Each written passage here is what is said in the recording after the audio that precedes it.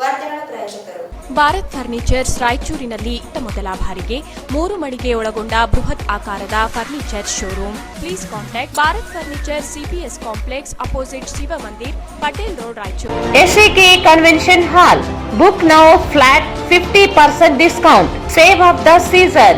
With luxury rooms, faculty, fully centralized AC halls, wide parking areas facilities. Visit Shekhar Nagar, IB Road, Raichur. Doctor Rashmi Hosamani ಮತ್ತು doctor Guruprasad Hosamani multi speciality fertility ಮತ್ತು IVF centre, IB ರಸ್ತೆ, Mother Trust School ಹತ್ತಿರ, Ramalingeshwara layout, Raichur. Pulsar ಧಮಾಕ offer. Thrilling offer 10,000 ರೂಪಾಯಿಗಳವರೆಗೆ. ಬಜಾಜ್ ಧಮಾಕ offer. ನಿಮ್ಮ ನೆಚ್ಚಿನ Bajaj bike ಕಡಿಮೆ ಮುಂಗಡ ಪಾವತಿ 999 ರೂಪಾಯಿರಿಂದ ಪ್ರಾರಂಭ. ಬಿಸೈಡ್ ಗಂಜ್ ಕಲ್ಯಾಣ ಮಂಟಪ, Ganj road, Raichur. Visit KTB jewel palace, Udayanagar, station road, Raichur. Shri Raghavendra ghee. Shri Raghavendra first time in Raichur under water aqua tunnel show. ರಾಷ್ಟ್ರೀಯ ಗ್ರಾಹಕರ ಮೇಳ ಪ್ರತಿದಿನ ಸಂಜೆ 4 ಗಂಟೆಯಿಂದ ರಾತ್ರಿ 9:30ರವರೆಗೆ. Near Raj Kamal hotel, beside Swagat function hall, Goshal road, Raichur.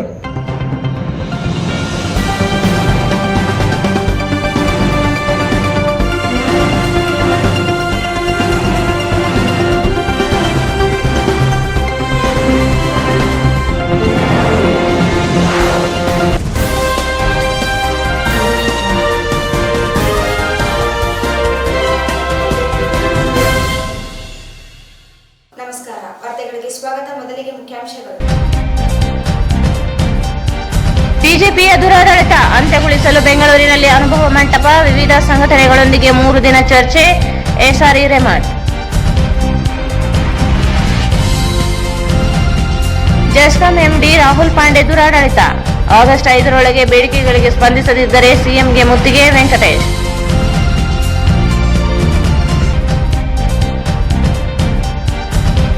Basava ಕೇಂದ್ರ ಸರ್ವತೋಮುಖ ಬೆಳವಣಿಗೆಗೆ ಸಹಕಾರಿ. ಬೋಸರಾಜ್.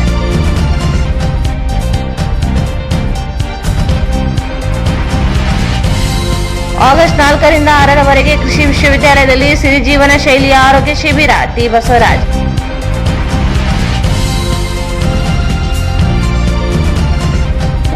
ಪರಿಶಿಷ್ಟ ಪಂಗಡಕ್ಕೆ ಆರ್ಥಿಕವಾದ ಪ್ರಬಲ ಸಮುದಾಯ ಸೇರ್ಪಡೆ ಕೈಬಿಡಲು ಆಗ್ರಹಿಸಿ ಬೇಡರ ಸಮಿತಿಯಿಂದ ಪ್ರತಿಭಟನೆ.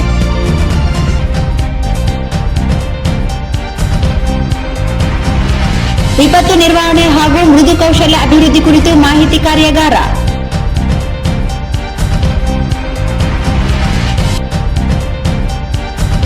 ನಗರದ ಕೃಷಿ ಉತ್ಪನ್ನ ಮಾರುಕಟ್ಟೆಯಲ್ಲಿ ವರ್ತಕರ ರೈತರ ಕುಂದುಕೊರತೆ ಆಲಿಸಿದ ಡಾ. ಶರಣಪ್ರಕಾಶ್ ಪಾಟೀಲ್.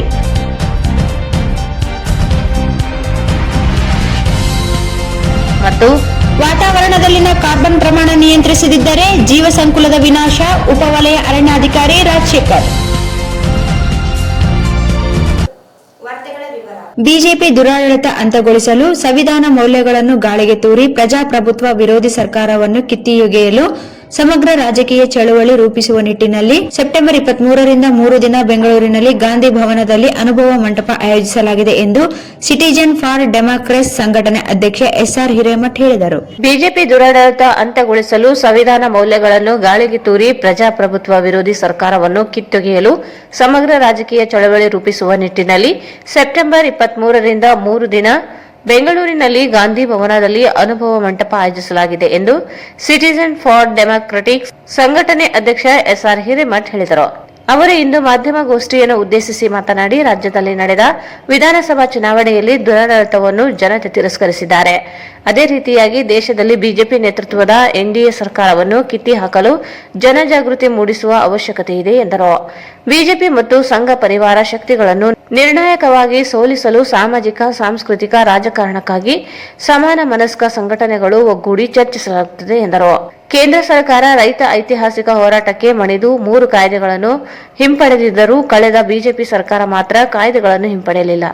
ರಾಜ್ಯದಲ್ಲಿ ನೂತನವಾಗಿ ಅಸ್ತಿತ್ವಕ್ಕೆ ಬಂದಿರುವ ಕಾಂಗ್ರೆಸ್ ಸರ್ಕಾರ ಚುನಾವಣಾ ಪ್ರಣಾಳಿಕೆಯಲ್ಲಿ ಘೋಷಿಸಿರುವಂತೆ 3 ಕಾಯ್ದೆಗಳನ್ನು ಹಿಂಪಡೆದು ಬದ್ಧತೆಯನ್ನು ಪ್ರದರ್ಶಿಸಬೇಕೆಂದರು. ಕನಿಷ್ಠ ಬೆಂಬಲಕ್ಕೆ ಕಾನೂನು ರೂಪಿಸುವುದು, ಉದ್ಯೋಗ ಖಾತ್ರಿ ಯೋಜನೆಯಡಿ ಕನಿಷ್ಠ ವೇತನ ನಿಗದಿಪಡಿಸುವ ಕುರಿತು ಸರ್ಕಾರಗಳ ಗಮನ ಸೆಳೆಯುವ ಕೆಲಸ ಮಾಡಲಾಗುತ್ತದೆ ಎಂದರು. 2020 ನವೆಂಬರ್ ನಮ್ಮ ದೇಶದಲ್ಲಿ ರೈತರು, ರೈತ ಕಾರ್ಮಿಕರು, ಸುಮಾರು 500 ಸಂಘಟನೆಗಳು ಕೂಡಿಕೊಂಡು ಒಂದು ಐತಿಹಾಸಿಕ ಆಂದೋಲನವನ್ನು, ಸತ್ಯಾಗ್ರಹವನ್ನು ದೆಹಲಿ ಬಾರ್ಡರ್ಗಳು ಮಾಡಿ ಕೊನೆಗೆ ನಮ್ಮ ಕೇಂದ್ರ ಸರ್ಕಾರ ಬಗ್ಗೆ ಮಣಿದು 3 ಕರಾಳ ಕಾಯ್ದೆಗಳು ರೈತ ವಿರೋಧಿ, ಕಾರ್ಪೊರೇಟ್ ಪರವಾಗಿ ಒಂದು ವಾಪಸ್ ತಗೊಂಡಿಲ್ಲ. ಅದು ಒಂದು ಈಗ ಇತಿಹಾಸದ ಭಾಗ. ಆದರೆ ಅದೇ ಕೇಂದ್ರ ಸರ್ಕಾರದಿಂದ ಆವಾಗ 2020ರಲ್ಲಿ ಏನು ಕರ್ನಾಟಕದಲ್ಲಿ BJP ಸರ್ಕಾರ ಇತ್ತು, ಬಸವರಾಜ ಬೊಮ್ಮಾಯಿ ಅವರ ಮುಖ್ಯಮಂತ್ರಿ ಇದರೊಳಗೆ, ಅವರು ಇಲ್ಲೇನು ಅದೇ ಪ್ರಕಾರದ ಕಾಯ್ದೆಗಳನ್ನು ಮಾಡಿದ್ರು. ಅವನ್ನ ವಾಪಸ್ ತಗೊಳ್ಳೋದಿಲ್ಲ. ಅಷ್ಟೇ ಅಲ್ಲ, ಉತ್ತಡತನದಿಂದ ಅದನ್ನು ನಾವು ವಾಪಸ್ ತಗೊಳ್ಳೋದಿಲ್ಲ ಅನ್ನುವಂಥ ಇದನ್ನು ನಾವು ಮಾಡಿದ್ರು. ಅದರ ಬಗ್ಗೆ ಆಲ್ ಇಂಡಿಯಾ ಏನೊಂದು ಆಂದೋಲನ ಇದೆ, ಸಂಯುಕ್ತ ಕಿಸಾನ್ ಮೋರ್ಚಾ ನೇತೃತ್ವದಲ್ಲಿ, ಅದರ ಕರ್ನಾಟಕದ ಕೌಂಟರ್ ಪಾರ್ಟ್ ಆದಂತಹ ಸಂಯುಕ್ತ ಹೋರಾಟ ಕರ್ನಾಟಕ, ಜನ ಆಂದೋಲನ ಮಹಾಮೈತ್ರಿ ಹಲವಾರು ಕಾರ್ಯಕ್ರಮಗಳನ್ನು ಬಸವ ಕಲ್ಯಾಣದಿಂದ ಬೆಂಗಳೂರುವರೆಗೆ, ಆಮೇಲೆ ಮಲೆ ಮಹದೇಶ್ವರ ಬೆಟ್ಟದಿಂದ ಬೆಂಗಳೂರುವರೆಗೆ, ಇದು 2022ರಲ್ಲಿ 2022ರ ಜೂನ್ದಲ್ಲಿ ರಾಷ್ಟ್ರ ಮಟ್ಟದ ದುಂಡು ಮೇಜಿನ ಪರಿಷತ್ ರೌಂಡ್ ಟೇಬಲ್ ಕಾನ್ಫರೆನ್ಸು ಮತ್ತು ಜನ ಬದುಕಿನ ಸಮಾವೇಶವನ್ನು ಬೆಂಗಳೂರಿನ ಗಾಂಧಿ ಭವನದಲ್ಲಿ 2 ದಿವಸ ಯಶಸ್ವಿಯಾಗಿ ರಾಜ್ಯದ ಸಮಗ್ರ ಎಲ್ಲ ಸಂಘಟನೆಗಳು ಅಷ್ಟೇ ಅಲ್ಲ, ರಾಷ್ಟ್ರ ಮಟ್ಟದ ನಾಯಕರು ಕೂಡ ಅದಕ್ಕೆ ಬಂದು ಇಲ್ಲಿ ಒಂದು ವಾತಾವರಣ ಏನು BJP ಜನ ವಿರೋಧಿ ಮಾಡ್ತಾ ಇದೆ, ಅದರ ಬಗ್ಗೆ ಒಂದು ವಾತಾವರಣ ನಿರ್ಮಾಣ ಆಗಿದ್ದು ನಮಗೆಲ್ಲರಿಗೂ ಗೊತ್ತು. ಅದರ ಭಾಗವಾಗಿ ಮತ್ತೆ ಕೂಡಲ ಸಂಗಮದಿಂದ ಬೆಂಗಳೂರುವರೆಗೆ ಒಂದೇನು ರೈತರ 3 ಈ ಕರಾಳ ಕಾಯ್ದೆಗಳ ವಿರುದ್ಧ ಮತ್ತು ಮನ್ರೇಗಾದೊಳಗೆ ನಿಮಗೆ ಗೊತ್ತಿದೆ, ಇವನ್ ಮಿನಿಮಮ್ ವೇಜನ್ನು ಕೂಡ ಕೊಡ್ತಾ ಇಲ್ಲ ಕಾರ್ಮಿಕರಿಗೆ. ಅದು ಕೇವಲ 100 ದಿವಸ, ಒಂದು ಇಡೀ ಕುಟುಂಬಕ್ಕೆ 1 ವರ್ಷಕ್ಕೆ 100 ರಿಂದ 200 ದಿವಸ ಮಾಡಬೇಕು. ಮತ್ತು ಒಂದು ಲಿವಿಂಗ್ ವೇಜ್ ಅನ್ನುತ್ತಾರೆ, 600 ರೂಪಾಯಿ ಮಾಡಬೇಕು ಅಂತ ಇವೆರಡೂ ಬೇಡಿಕೆಯನ್ನು ಇಟ್ಕೊಂಡು ನಮ್ಮ ಕರ್ನಾಟಕ ರಾಜ್ಯ ರೈತ ಸಂಘದ ನೇತೃತ್ವದೊಳಗೆ ಬಡಗಲ್ಪುರ ನಾಗೇಂದ್ರ ಚಾಮರಾಜ ಮಾಲಿಪಾಡಿ ನಾಯಕರು ಅವರು ಮತ್ತು ಜನಾಂದೋಲನ ಮಹಾಮೈತ್ರಿ ನೇತೃತ್ವದೊಳಗೆ ಅದನ್ನು ನಾವು ಮಾಡ್ತೀವಿ. ಅದರ ಜೊತೆಗೆ ಈ BJP ಸರ್ಕಾರದ ಕುಕೃತ್ಯಗಳನ್ನು ಲಕ್ಷ್ಯದಲ್ಲಿಟ್ಟುಕೊಂಡು ಮಂಗಳೂರಿಂದ ಎಲ್ಲಿ ಕೊಲೆಗಳು ಕೂಡ ಆಗಿದ್ದು ತಮಗೆ ಗೊತ್ತಿದೆ, ಅಲ್ಲಿಂದ ಬೆಂಗಳೂರಿನ ಫ್ರೀಡಮ್ ಪಾರ್ಕ್ವರೆಗೆ ಭಾವೈಕ್ಯತಾ ಜಾಥಾವನ್ನು ಕೂಡ ಮಾಡಿದ್ದಾರೆ. ಅದರ ಮುಖಂಡತ್ವ ವಹಿಸಿದಂಥ ನಮ್ಮ ವೇಣುಗೋಪಾಲ್ ಭಟ್ರು ಇವತ್ತು ನಮ್ಮ ತೆಗೆದರೆ ಹೋಗೋದು, ಆಮೇಲೆ ಖಲೀಲುಲ್ಲಾ ಅವರಲ್ಲಿ, ಆಮೇಲೆ ಕೋಲಾರದಿಂದ ಬೆಂಗಳೂರಿಗೆ ನಮ್ಮ ಸಂವಿಧಾನ ರಕ್ಷಣಾ ಸಭೆಯನ್ನು ದಲಿತ ಸಂಘಟನೆಗಳ ಒಕ್ಕೂಟ ಮತ್ತು ಜನಾಂದೋಲನ ಮಹಾಮೈತ್ರಿ ಕೂಡ ಮಾಡಿದ್ದೇವೆ. ಇವು ಎಲ್ಲವನ್ನು ಮಾಡುವಾಗ ನಾವು ಜನರಿಗೆ ಇವತ್ತೇನು ಈ BJP ಸರ್ಕಾರ ಮಾಡ್ತಾ ಇದೆ ಕುಕೃತ್ಯಗಳನ್ನು ಸ್ಪಷ್ಟವಾಗಿ ತಿಳಿಸ್ಬೇಕಂತ ಮೊದಲನೇ ದಿನ ಬಸವ ಕಲ್ಯಾಣದಿಂದ ಮಾಡಬೇಕು. ನಿಮಗೆ ಗೊತ್ತು, ಹಿರಿಯ ಖ್ಯಾತ ಸಾಹಿತ್ಯ ಆದಂತಹ ದೇವನೂರು ಮಹಾದೇವರು ಜನಾಂದೋಲನ ಮಹಾಮೈತ್ರಿ ಜನಜಾಗೃತಿ ಅಂತ ಮಾಡಿದ್ರು. ಇದೊಂದು 16 ಪುಟಗಳ ಸಮಗ್ರ ವಿವರವಾಗಿ ನಾವು ಅದನ್ನು ಕೊಟ್ಟಿದ್ದೇವೆ. ಅದೇ ಪ್ರಕಾರ 2ನೇ ಸಲ ನಾವೇನು ಸಮಾಜ ಪರಿವರ್ತನಾ ಸತ್ಯಾಗ್ರಹ ಯಾತ್ರೆಯನ್ನು ಕೂಡಲ ಸಂಗಮದಿಂದ ಬೆಂಗಳೂರುವರೆಗೆ, ಮಂಗಳೂರಿಂದ ಬೆಂಗಳೂರುವರೆಗೆ ಈಗೇನು ಹೇಳಿದೆ, ಇದನ್ನು ನಾವು ಮಾಡಿದ್ದನ್ನು ಕೂಡ ಈ ಪ್ಯಾಂಪ್ಲೆಟ್ ಅಷ್ಟೇ ಅಲ್ಲ, 4 ಪುಟಗಳು, ಒಂದು 18 ಪುಟಗಳ ಇದನ್ನು ಪ್ರೊಫೆಸರ್ TR ಚಂದ್ರಶೇಖರ್ ಅವರು ಅದರ ಬಗ್ಗೆ ಮಾಡಿದರು. ಸೊ ಈ ಎಲ್ಲ ಕೆಲಸಗಳಿಂದ ನಮ್ಮ ನಾಗರಿಕ ಸಮಾಜ ಏನಿದೆ, ಸಿವಿಲ್ ಸೊಸೈಟಿ ಏನಂತೇಳಿ ಸಂಘಟರಾಗಿ ನಮ್ಮ 1978ರ ನಂತರ ಇಷ್ಟೊಂದು ವ್ಯವಸ್ಥಿತವಾಗಿ ಆಂದೋಲನ ಮಾಡಿ BJP ಸರ್ಕಾರವನ್ನು ಕಿತ್ತೊಗೆದು ಬಂದಿದೆ. ನಾವು ಈ ಕೂಡಲ ಸಂಗಮ ಇದನ್ನು ಮಾಡುವಾಗ 2ನೇ ಆವೃತ್ತಿ, ಮೊದಲ ರಾಷ್ಟ್ರ ಮಟ್ಟದ ಏನು ತಂದಿದ್ದೆವು, ಕರ್ನಾಟಕದ ಮಟ್ಟದೊಳಗೆ 3 ಕರಾಳ ಕೃಷಿ ಕಾಯ್ದೆಗಳು ಮತ್ತು ಸರ್ಕಾರವನ್ನು ಕಿತ್ತೊಗೆಯುವ ಹಕ್ಕು. ನಮ್ಮ ಸುದೀರ್ಘ ಸೃಜನಶೀಲ ಸ್ವಾತಂತ್ರ್ಯ ಹೋರಾಟದಲ್ಲಿ ರಾವಿ ನದಿಯ ದಂಡೆಯ ಮೇಲೆ 1929ರ ಕೊನೆ ದಿವಸ ಡಿಸೆಂಬರ್ 21 ಪೂರ್ಣ ಸ್ವರಾಜ್ಯದ ಪ್ರಚನೆಯನ್ನು ತೆಗೆದುಕೊಂಡಿದೆ. ಅದು ಅಲ್ಲಿ ಅಷ್ಟೇ ಅಲ್ಲ, ಇಡೀ ದೇಶದೊಳಗೆ ಪ್ರತಿಯೊಂದು ಹಳ್ಳಿ, ಆಮೇಲೆ ಸಣ್ಣ ಪಟ್ಟಣಗಳು, ಶಹರಗಳಲ್ಲಿ ನಾವು ಆ ಪ್ರತಿಜ್ಞೆ ಏನಿತ್ತಂದರೆ ದುಡಿಯುವ ಜನರಿಗೆ ಆ ದುಡಿಮೆಯ ಶ್ರಮವನ್ನು ಅನುಭವಿಸಲಿಕ್ಕೆ, ಗೌರವ ಜೀವನ ಮಾಡಲಿಕ್ಕೆ ಹಕ್ಕದಲ್ಲ, ಇದೊಂದು ಇನೇಲಿಯನೇಬಲ್ ರೈಟ್, ಅಂದರೆ ಜನ್ಮಸಿದ್ಧವಾಗಿ ಬಂದಂತಹ ಯಾವ ಸರ್ಕಾರಗಳು ಆ ಹಕ್ಕನ್ನು ಜನರನ್ನು ವಂಚಿತ ಮಾಡ್ತಾರೆ ಹಕ್ಕಿನಿಂದ, ಆ ಸರ್ಕಾರವನ್ನು ಬದಲು ಮಾಡೋದು ಕರ್ನಾಟಕ ರಾಜ್ಯ ರೈತ ಸಂಘದ ಗೌರವಾಧ್ಯಕ್ಷ ಚಾಮರಸ್ಮಾಲಿ ಪಾಟೀಲ್ ಮಾತನಾಡಿ, ರಾಜ್ಯದಲ್ಲಿ ಕಾಂಗ್ರೆಸ್ ಸರ್ಕಾರ ಎಪಿಎಂಸಿ ಕಾಯ್ದೆಯನ್ನು ಹಿಂಪಡೆದಿದೆ. ಆದರೆ ಭೂ ಸುಧಾರಣಾ ತಿದ್ದುಪಡಿ ಕಾಯ್ದೆ, ಜಾನುವಾರು ಹತ್ಯೆ ನಿಷೇಧ ಕಾಯ್ದೆಯನ್ನು ಹಿಂಪಡೆದಿಲ್ಲ. ಈಗಾಗಲೇ ಮುಖ್ಯಮಂತ್ರಿಗಳ ಗಮನಕ್ಕೆ ತರಲಾಗಿದೆ. ಕೂಡಲೇ ರೈತರು, ಕಾರ್ಮಿಕ ಸಂಘಟನೆಗಳೊಂದಿಗೆ ಚರ್ಚಿಸಿ ಕಾಯ್ದೆಗಳನ್ನು ರೈತ ಕಾಯುವ ಕಾಯ್ದೆ ರೂಪಿಸಬೇಕಿದೆ ಎಂದರು. ಸರ್ಕಾರ ರೈತರು ಬೀದಿಗಿಳಿಯುವ ಮೊದಲೇ ಕಾಯ್ದೆಗಳನ್ನು ಹಿಂಪಡೆಯಬೇಕೆಂದರು. ಕೇಂದ್ರ ಸರ್ಕಾರ ವಾಪಸ್ ಪಡೆದರೂ ಕೂಡ ಯಡಿಯೂರಪ್ಪನವರು ಮುಖ್ಯಮಂತ್ರಿಗಳಿದ್ದಂಥ ಸಂದರ್ಭದಲ್ಲಿ ಕರ್ನಾಟಕದಲ್ಲಿ ಆ 3 ಕಾನೂನುಗಳು ಜಾರಿಗೆ ಬಂತು. ಮೊದಲನೇದು ಎಪಿಎಂಸಿ ಕಾಯ್ದೆಗೆ ತಿದ್ದುಪಡಿ, ಎರಡನೇದು ಭೂ ಸುಧಾರಣೆ ಕಾಯ್ದೆ ತಿದ್ದುಪಡಿ, ಮೂರನೇದು ಜಾನುವಾರು ಹತ್ಯೆ ನಿಷೇಧ ಕಾನೂನು. 3 ಏನಂದರೆ ರೈತರಿಗೆ ಭಾಳ ಕಷ್ಟ ಕೊಡುವಂಥ ಕಾನೂನುಗಳು. ಈಗಾಗಲೇ ರಾಜ್ಯ ಸರ್ಕಾರ ಎಪಿಎಂಸಿ ಕಾಯ್ದೆಯನ್ನು ವಾಪಸ್ ಪಡಿತೀವಂತ ಒಂದು ನಿರ್ಣಯ ಮಾಡಿಕೊಳ್ಳಿ. ಆದರೆ ಮೊದಲಿದ್ದಂಥ ಕಾಯ್ದೆಯಲ್ಲಿ ಕೂಡ ಕೆಲವು ನ್ಯೂನತೆಗಳು ಇವೆ. ಅವನ್ನೆಲ್ಲ ಸರಿಪಡಿಸಬೇಕಾದ್ರೆ ರೈತರ ಜೊತೆಗೆ ಮತ್ತು ವ್ಯಾಪಾರಸ್ಥರ ಜೊತೆಗೆ ಚರ್ಚೆ ಮಾಡಿ ಯಾವ ಜನರಿಗೆ ತೊಂದರೆ ಕೊಡ್ತಕ್ಕಂಥ ಅಂಶಗಳಿದಾವೋ ಅವನ್ನ ತೆಗೆದುಹಾಕಿ ಅದನ್ನು ರೈತ ಸ್ನೇಹಿ, ವ್ಯಾಪಾರ ಸ್ನೇಹಿ ಎಪಿಎಂಸಿ ಕಾಯ್ದೆ ರೂಪಿಸಬೇಕು ಅನ್ನೋದು ನಮ್ಮ ಒಂದು ಒತ್ತಾಯ ಇದೆ. ಈ ನಿಟ್ಟಿನಲ್ಲಿ ಈಗಾಗಲೇ ಮುಖ್ಯಮಂತ್ರಿಗಳಿಗೆ ನಾವು ಮನವರಿಕೆ ಮಾಡಿದ್ದೀವಿ. ಅವರು ಅಧಿವೇಶನದ ನಂತರ ಎಲ್ಲರನ್ನ ಕರೆದು ಮಾತಾಡ್ತು ಅಂತ ಹೇಳಿದ್ದಾರೆ.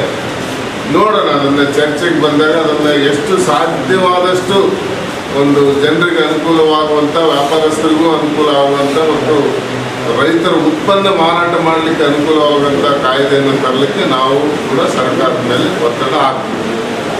ಎರಡನೇದು ಏನಂತಂದರೆ, ಇವತ್ತು ಭೂ ಸುಧಾರಣೆ ಕಾಯ್ದೆ ಏನು ಇವತ್ತು ತೆಗೆದಿಲ್ಲ ಈ ಸರ್ಕಾರ. ಅದನ್ನು ತೆಗಿತೀವಿ ಅಂತ ಹೇಳಿದರೆ ಇನ್ನೂ ತೆಗೆದಿಲ್ಲ. ಬಹುಶಃ ನನಗನ್ಸಿದ ಮಟ್ಟಿಗೆ ಕಾಂಗ್ರೆಸ್ ಪಕ್ಷದಲ್ಲಿ ಕೂಡ ಆ ಫಲಾನುಭವಿಗಳು ಇದ್ದಾರೆ. ಅದಕ್ಕೇನಂತಂದರೆ ನಮ್ಮ ಒಂದು ಇದು ಏನಂತಂದರೆ, ಈ ಬರ್ತಕ್ಕಂಥ ಲೋಕಸಭೆ ಚುನಾವಣೆ ಆದ ನಂತರ ಇವೆರಡು ಕಾನೂನು ತೆಗಿಬೋದಂತ ಒಂದು ಆಶಾವಾದ ಇಟ್ಕೊಂಡಿದ್ವಿ. ಯಾಕಂದರೆ ಜಾನುವಾರು ಹತ್ಯೆ, ಇವತ್ತು ಗೋ ಹತ್ಯೆ ನಿಷೇಧ ಅಂತಂದರೆ ಅದು ಒಂದು ಭಾವನಾತ್ಮಕವಾದಂಥ ವಿಚಾರ ಆಗ್ತದೆ. ಅದನ್ನು ನಮಗೆ ಎದುರಾಗ್ಬೋದು ಅಂತೇಳಿ ಸದ್ಯಕ್ಕೆ ತೆಗೆದಿಲ್ಲ. ಮತ್ತು ಇದು ಭೂ ಸುಧಾರಣೆ ಕಾಯ್ದೆ ಏನಿದೆ, ರೈತರ ಕೈಯಲ್ಲಿ ಭೂಮಿ ಉಳಿಬೇಕು ಅನ್ನೋದು ನಮ್ಮ ಉದ್ದೇಶ. ಇವತ್ತು ಆ ಹೊಸ ಕಾನೂನಲ್ಲಿ ಅವಕಾಶ ಏನಂದರೆ, ಯಾರು ಬೇಕಾದರೂ ಇವತ್ತು ಭೂಮಿ ಖರೀದಿ ಮಾಡ್ಬೋದು. ಯಾರು ಬೇಕಾದರೂ ರೈತ ಕುಟುಂಬದ ಅಲ್ಲದವರು ಕೂಡ ಭೂಮಿ ಖರೀದಿ ಮಾಡಲಿಕ್ಕೆ ಅವಕಾಶ ಇರೋದ್ರಿಂದ ಈ ಅಕ್ರಮ ಸಂಪಾದನೆ ಮಾಡಿದಂಥ ಯಾರೇ ಇರ್ಬೋದು, IAS, IPS ಮಂತ್ರಿಗಳು, MLAಗಳು ಇವೆಲ್ಲರೂ ಭೂಮಿ ಖರೀದಿ ನಿಂತ್ಕೊಂಡ್ರೆ ರೈತರ ಕೈಯಲ್ಲಿ ಭೂಮಿ ಉಳಿಯೋದಿಲ್ಲ. ಆ ಕಾರಣಕ್ಕಾಗಿ ಅದನ್ನು ನಾವು ಇವತ್ತು ವಿರೋಧ ಮಾಡಿದ್ದು, ಅದನ್ನು ಕೂಡ ವಾಪಸ್ ಪಡಿಬೇಕಂತ ಈ ಸರ್ಕಾರದ ಮೇಲೆ ಈಗಾಗಲೇ ಒಂದು ದೊಡ್ಡ ಆಂದೋಲನ ಕರ್ನಾಟಕದಲ್ಲಿ ನಡೆದಿದೆ. ಎಲ್ಲ ವಿಭಾಗಗಳಲ್ಲಿ ಕೂಡ ನಾವು ಪತ್ರಿಕಾಗೋಷ್ಠಿ ಮಾಡಿ ಜನರಿಗೆ ತಿಳುವಳಿಕೆ ಕೊಡ್ತಕ್ಕಂಥ ಕೆಲಸ ಮಾಡ್ತೀವಿ ಮತ್ತು ಅದರ ಬಗ್ಗೆ ವಿಚಾರ ಸಂಕಿರಣಗಳನ್ನು ಕೂಡ ಮಾಡಬೇಕನ್ನೋ ಒಂದು ಉದ್ದೇಶ ಇದೆ. ಕೆಲವರಿಗೆ ಏನಂತಂದರೆ ಅದು ಬೇಕಾಗಿದೆ. ಇವತ್ತು ಕಾಂಗ್ರೆಸ್ನಲ್ಲೇ ಕೆಲವರಿಗೆ ಬೇಕಾಗಿದೆ. ಬೆಂಗಳೂರು ಸುತ್ತಮುತ್ತ ಸಾವಿರಾರು ಎಕರೆ ಕಬಳಿಸಿದ್ದಾರೆ. ಇವತ್ತು ಅವ್ರಿಗೇನಂದ್ರೆ ತೊಂದರೆ ಆಗ್ತದೆ. ಅದಕ್ಕೆ ನಾವು ಇದನ್ನೇನಂತಂದರೆ, ಈ 3 ಕಾನೂನುಗಳನ್ನು ವಾಪಸ್ ಪಡೆಯುವವರೆಗೂ ಈ ಸರ್ಕಾರದ ವಿರುದ್ಧ ನಾವು ಖಂಡಿತ ಒಂದು ಬಲವಾದ ಜನಾಂದೋಲನವನ್ನು ರೂಪಿಸ್ತೀವಿ ಅನ್ನೋದನ್ನು ಈ ಸಂದರ್ಭದಲ್ಲಿ ನಾನು ಹೇಳಕ್ಕೆ ಇಷ್ಟಪಡ್ತೇನೆ. ಆದಷ್ಟು ಬೇಗನೆ ಸರ್ಕಾರ ರೈತರನ್ನ ಬೀದಿಗೆ ಇಳಿಸೋದಕ್ಕಿಂತ ಮುಂಚೆನೆ ಈ ಕಾನೂನುಗಳನ್ನು ವಾಪಸ್ ಪಡಿಬೇಕಂತ ನಾನು ಆಗ್ರಹ ಮಾಡ್ತೀನಿ. ಜನಾಂದೋಲನಗಳ ಮಹಾಮೈತ್ರಿ ಸಂಘಟನೆ ಸಂಚಾಲಕ ರಾಘವೇಂದ್ರ ಕುಷ್ಟಗಿ ಮಾತನಾಡಿ, ಸೆಪ್ಟೆಂಬರ್ 23ರಿಂದ 25ರವರೆಗೆ ಬೆಂಗಳೂರಿನ ಗಾಂಧಿ ಭವನದಲ್ಲಿ ಕರ್ನಾಟಕ, ಮಹಾರಾಷ್ಟ್ರ ರಾಜ್ಯಗಳ ವಿವಿಧ ಸಂಘಟನೆಗಳ ಜಂಟಿ ಸಭೆ ನಡೆಯಲಿದೆ. ಆರ್ಎಸ್ಎಸ್ ಸಹ ಸಂಘಟನೆಯಾಗಿರುವ ಬಿಜೆಪಿ ದೇಶವನ್ನು ಹಿಂದೂ ರಾಷ್ಟ್ರವನ್ನಾಗಿ ಮಾಡುವ ಹುನ್ನಾರ ಪ್ರಾರಂಭಿಸಿದೆ. ಮುಂದಿನ ಲೋಕಸಭೆಯಲ್ಲಿ ಬಿಜೆಪಿ ಮತ್ತೆ ಅಧಿಕಾರಕ್ಕೆ ಬಂದರೆ ಮುಂದೆ ಚುನಾವಣೆಗಳೇ ನಡೆಸದಂತೆ ನಿರಂಕುಶ ಪ್ರಭುತ್ವ ಆಡಳಿತ ಹಿಡಿಯಲಿದೆ. 2025ಕ್ಕೆ ಆರ್ಎಸ್ಎಸ್ ಹುಟ್ಟಿ 100 ವರ್ಷಗಳು ಕಳೆಯಲಿದ್ದು, ಈಗಾಗಲೇ ಸಂಘಟನೆಗಳು ಹಿಂದೂ ರಾಷ್ಟ್ರ ನಿರ್ಮಾಣ ಸಂಕಲ್ಪ ಮಾಡಿವೆ. ಹಿಂದೂ ಧರ್ಮವೇ ಅಲ್ಲ, ಆದರೂ ಭಾವನೆಗಳನ್ನು ಕೆರಳಿಸುವ ಕೆಲಸ ನಡೆಯುತ್ತಿರುವುದನ್ನು ತಡೆಯಬೇಕಿದೆ. ಹಿಂದೂ ಮುಸ್ಲಿಮರಲ್ಲಿ ಭಾರತ ಪಾಕಿಸ್ತಾನ ಎಂದು ಸಮಾಜವನ್ನು ಒಡೆಯುವ ಕೆಲಸ ಮಾಡಲಾಗುತ್ತಿದೆ. ಪ್ರತಿಗಾಮಿ ಸಾಂಸ್ಕೃತಿಕ ರಾಜಕೀಯ ಚಳವಳಿ ರೂಪಿಸಬೇಕಿದೆ. ಈ ಹಿನ್ನೆಲೆಯಲ್ಲಿ ಎಲ್ಲ ಸಂಘಟನೆಗಳು ಒಗ್ಗೂಡಿ ಮುಂದಿನ ಹೋರಾಟ, ಸಾಂಸ್ಕೃತಿಕ ಅಪಾಯ ಕುರಿತು ಚರ್ಚೆಗಳು ನಡೆಯಲಿವೆ. ಕಾರ್ಯಕ್ರಮವನ್ನು ನ್ಯಾಯಮೂರ್ತಿ ನಾಗಮೋಹನ್ ದಾಸ್ ಉದ್ಘಾಟಿಸಲಿದ್ದಾರೆ. ರಾಜೇಂದ್ರ ಚೆನ್ನೈ ದಿಕ್ಸೂಜಿ ಭಾಷಣ ಮಾಡಲಿದ್ದಾರೆ. 20 ರಾಜ್ಯಗಳ ಪ್ರತಿನಿಧಿಗಳು ಭಾಗವಹಿಸಲಿದ್ದಾರೆ ಎಂದರು. ಜನಸಂಗ್ರಾಮ ಪರಿಷತ್, ಕರ್ನಾಟಕ ರಾಜ್ಯ ರೈತ ಸಂಘ, ಆ ಕಡೆ ಮಹಾರಾಷ್ಟ್ರದವರು ಇದೇ ಥರದ ಸಮಾನ ಮನಸ್ಕರು 18 ಸಂಘಟನೆಗಳು ಸೇರಿ 2 ರಾಜ್ಯಗಳಿಂದ ನಾವು ಆಯೋಜನೆ ಮಾಡಿ ಈ ಕಾರ್ಯಕ್ರಮವನ್ನು ಮಾಡ್ತೇವೆ.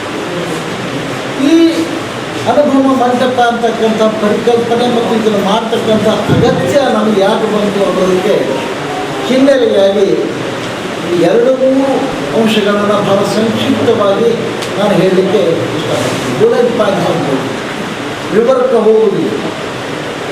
ಒಂದೇದು 2025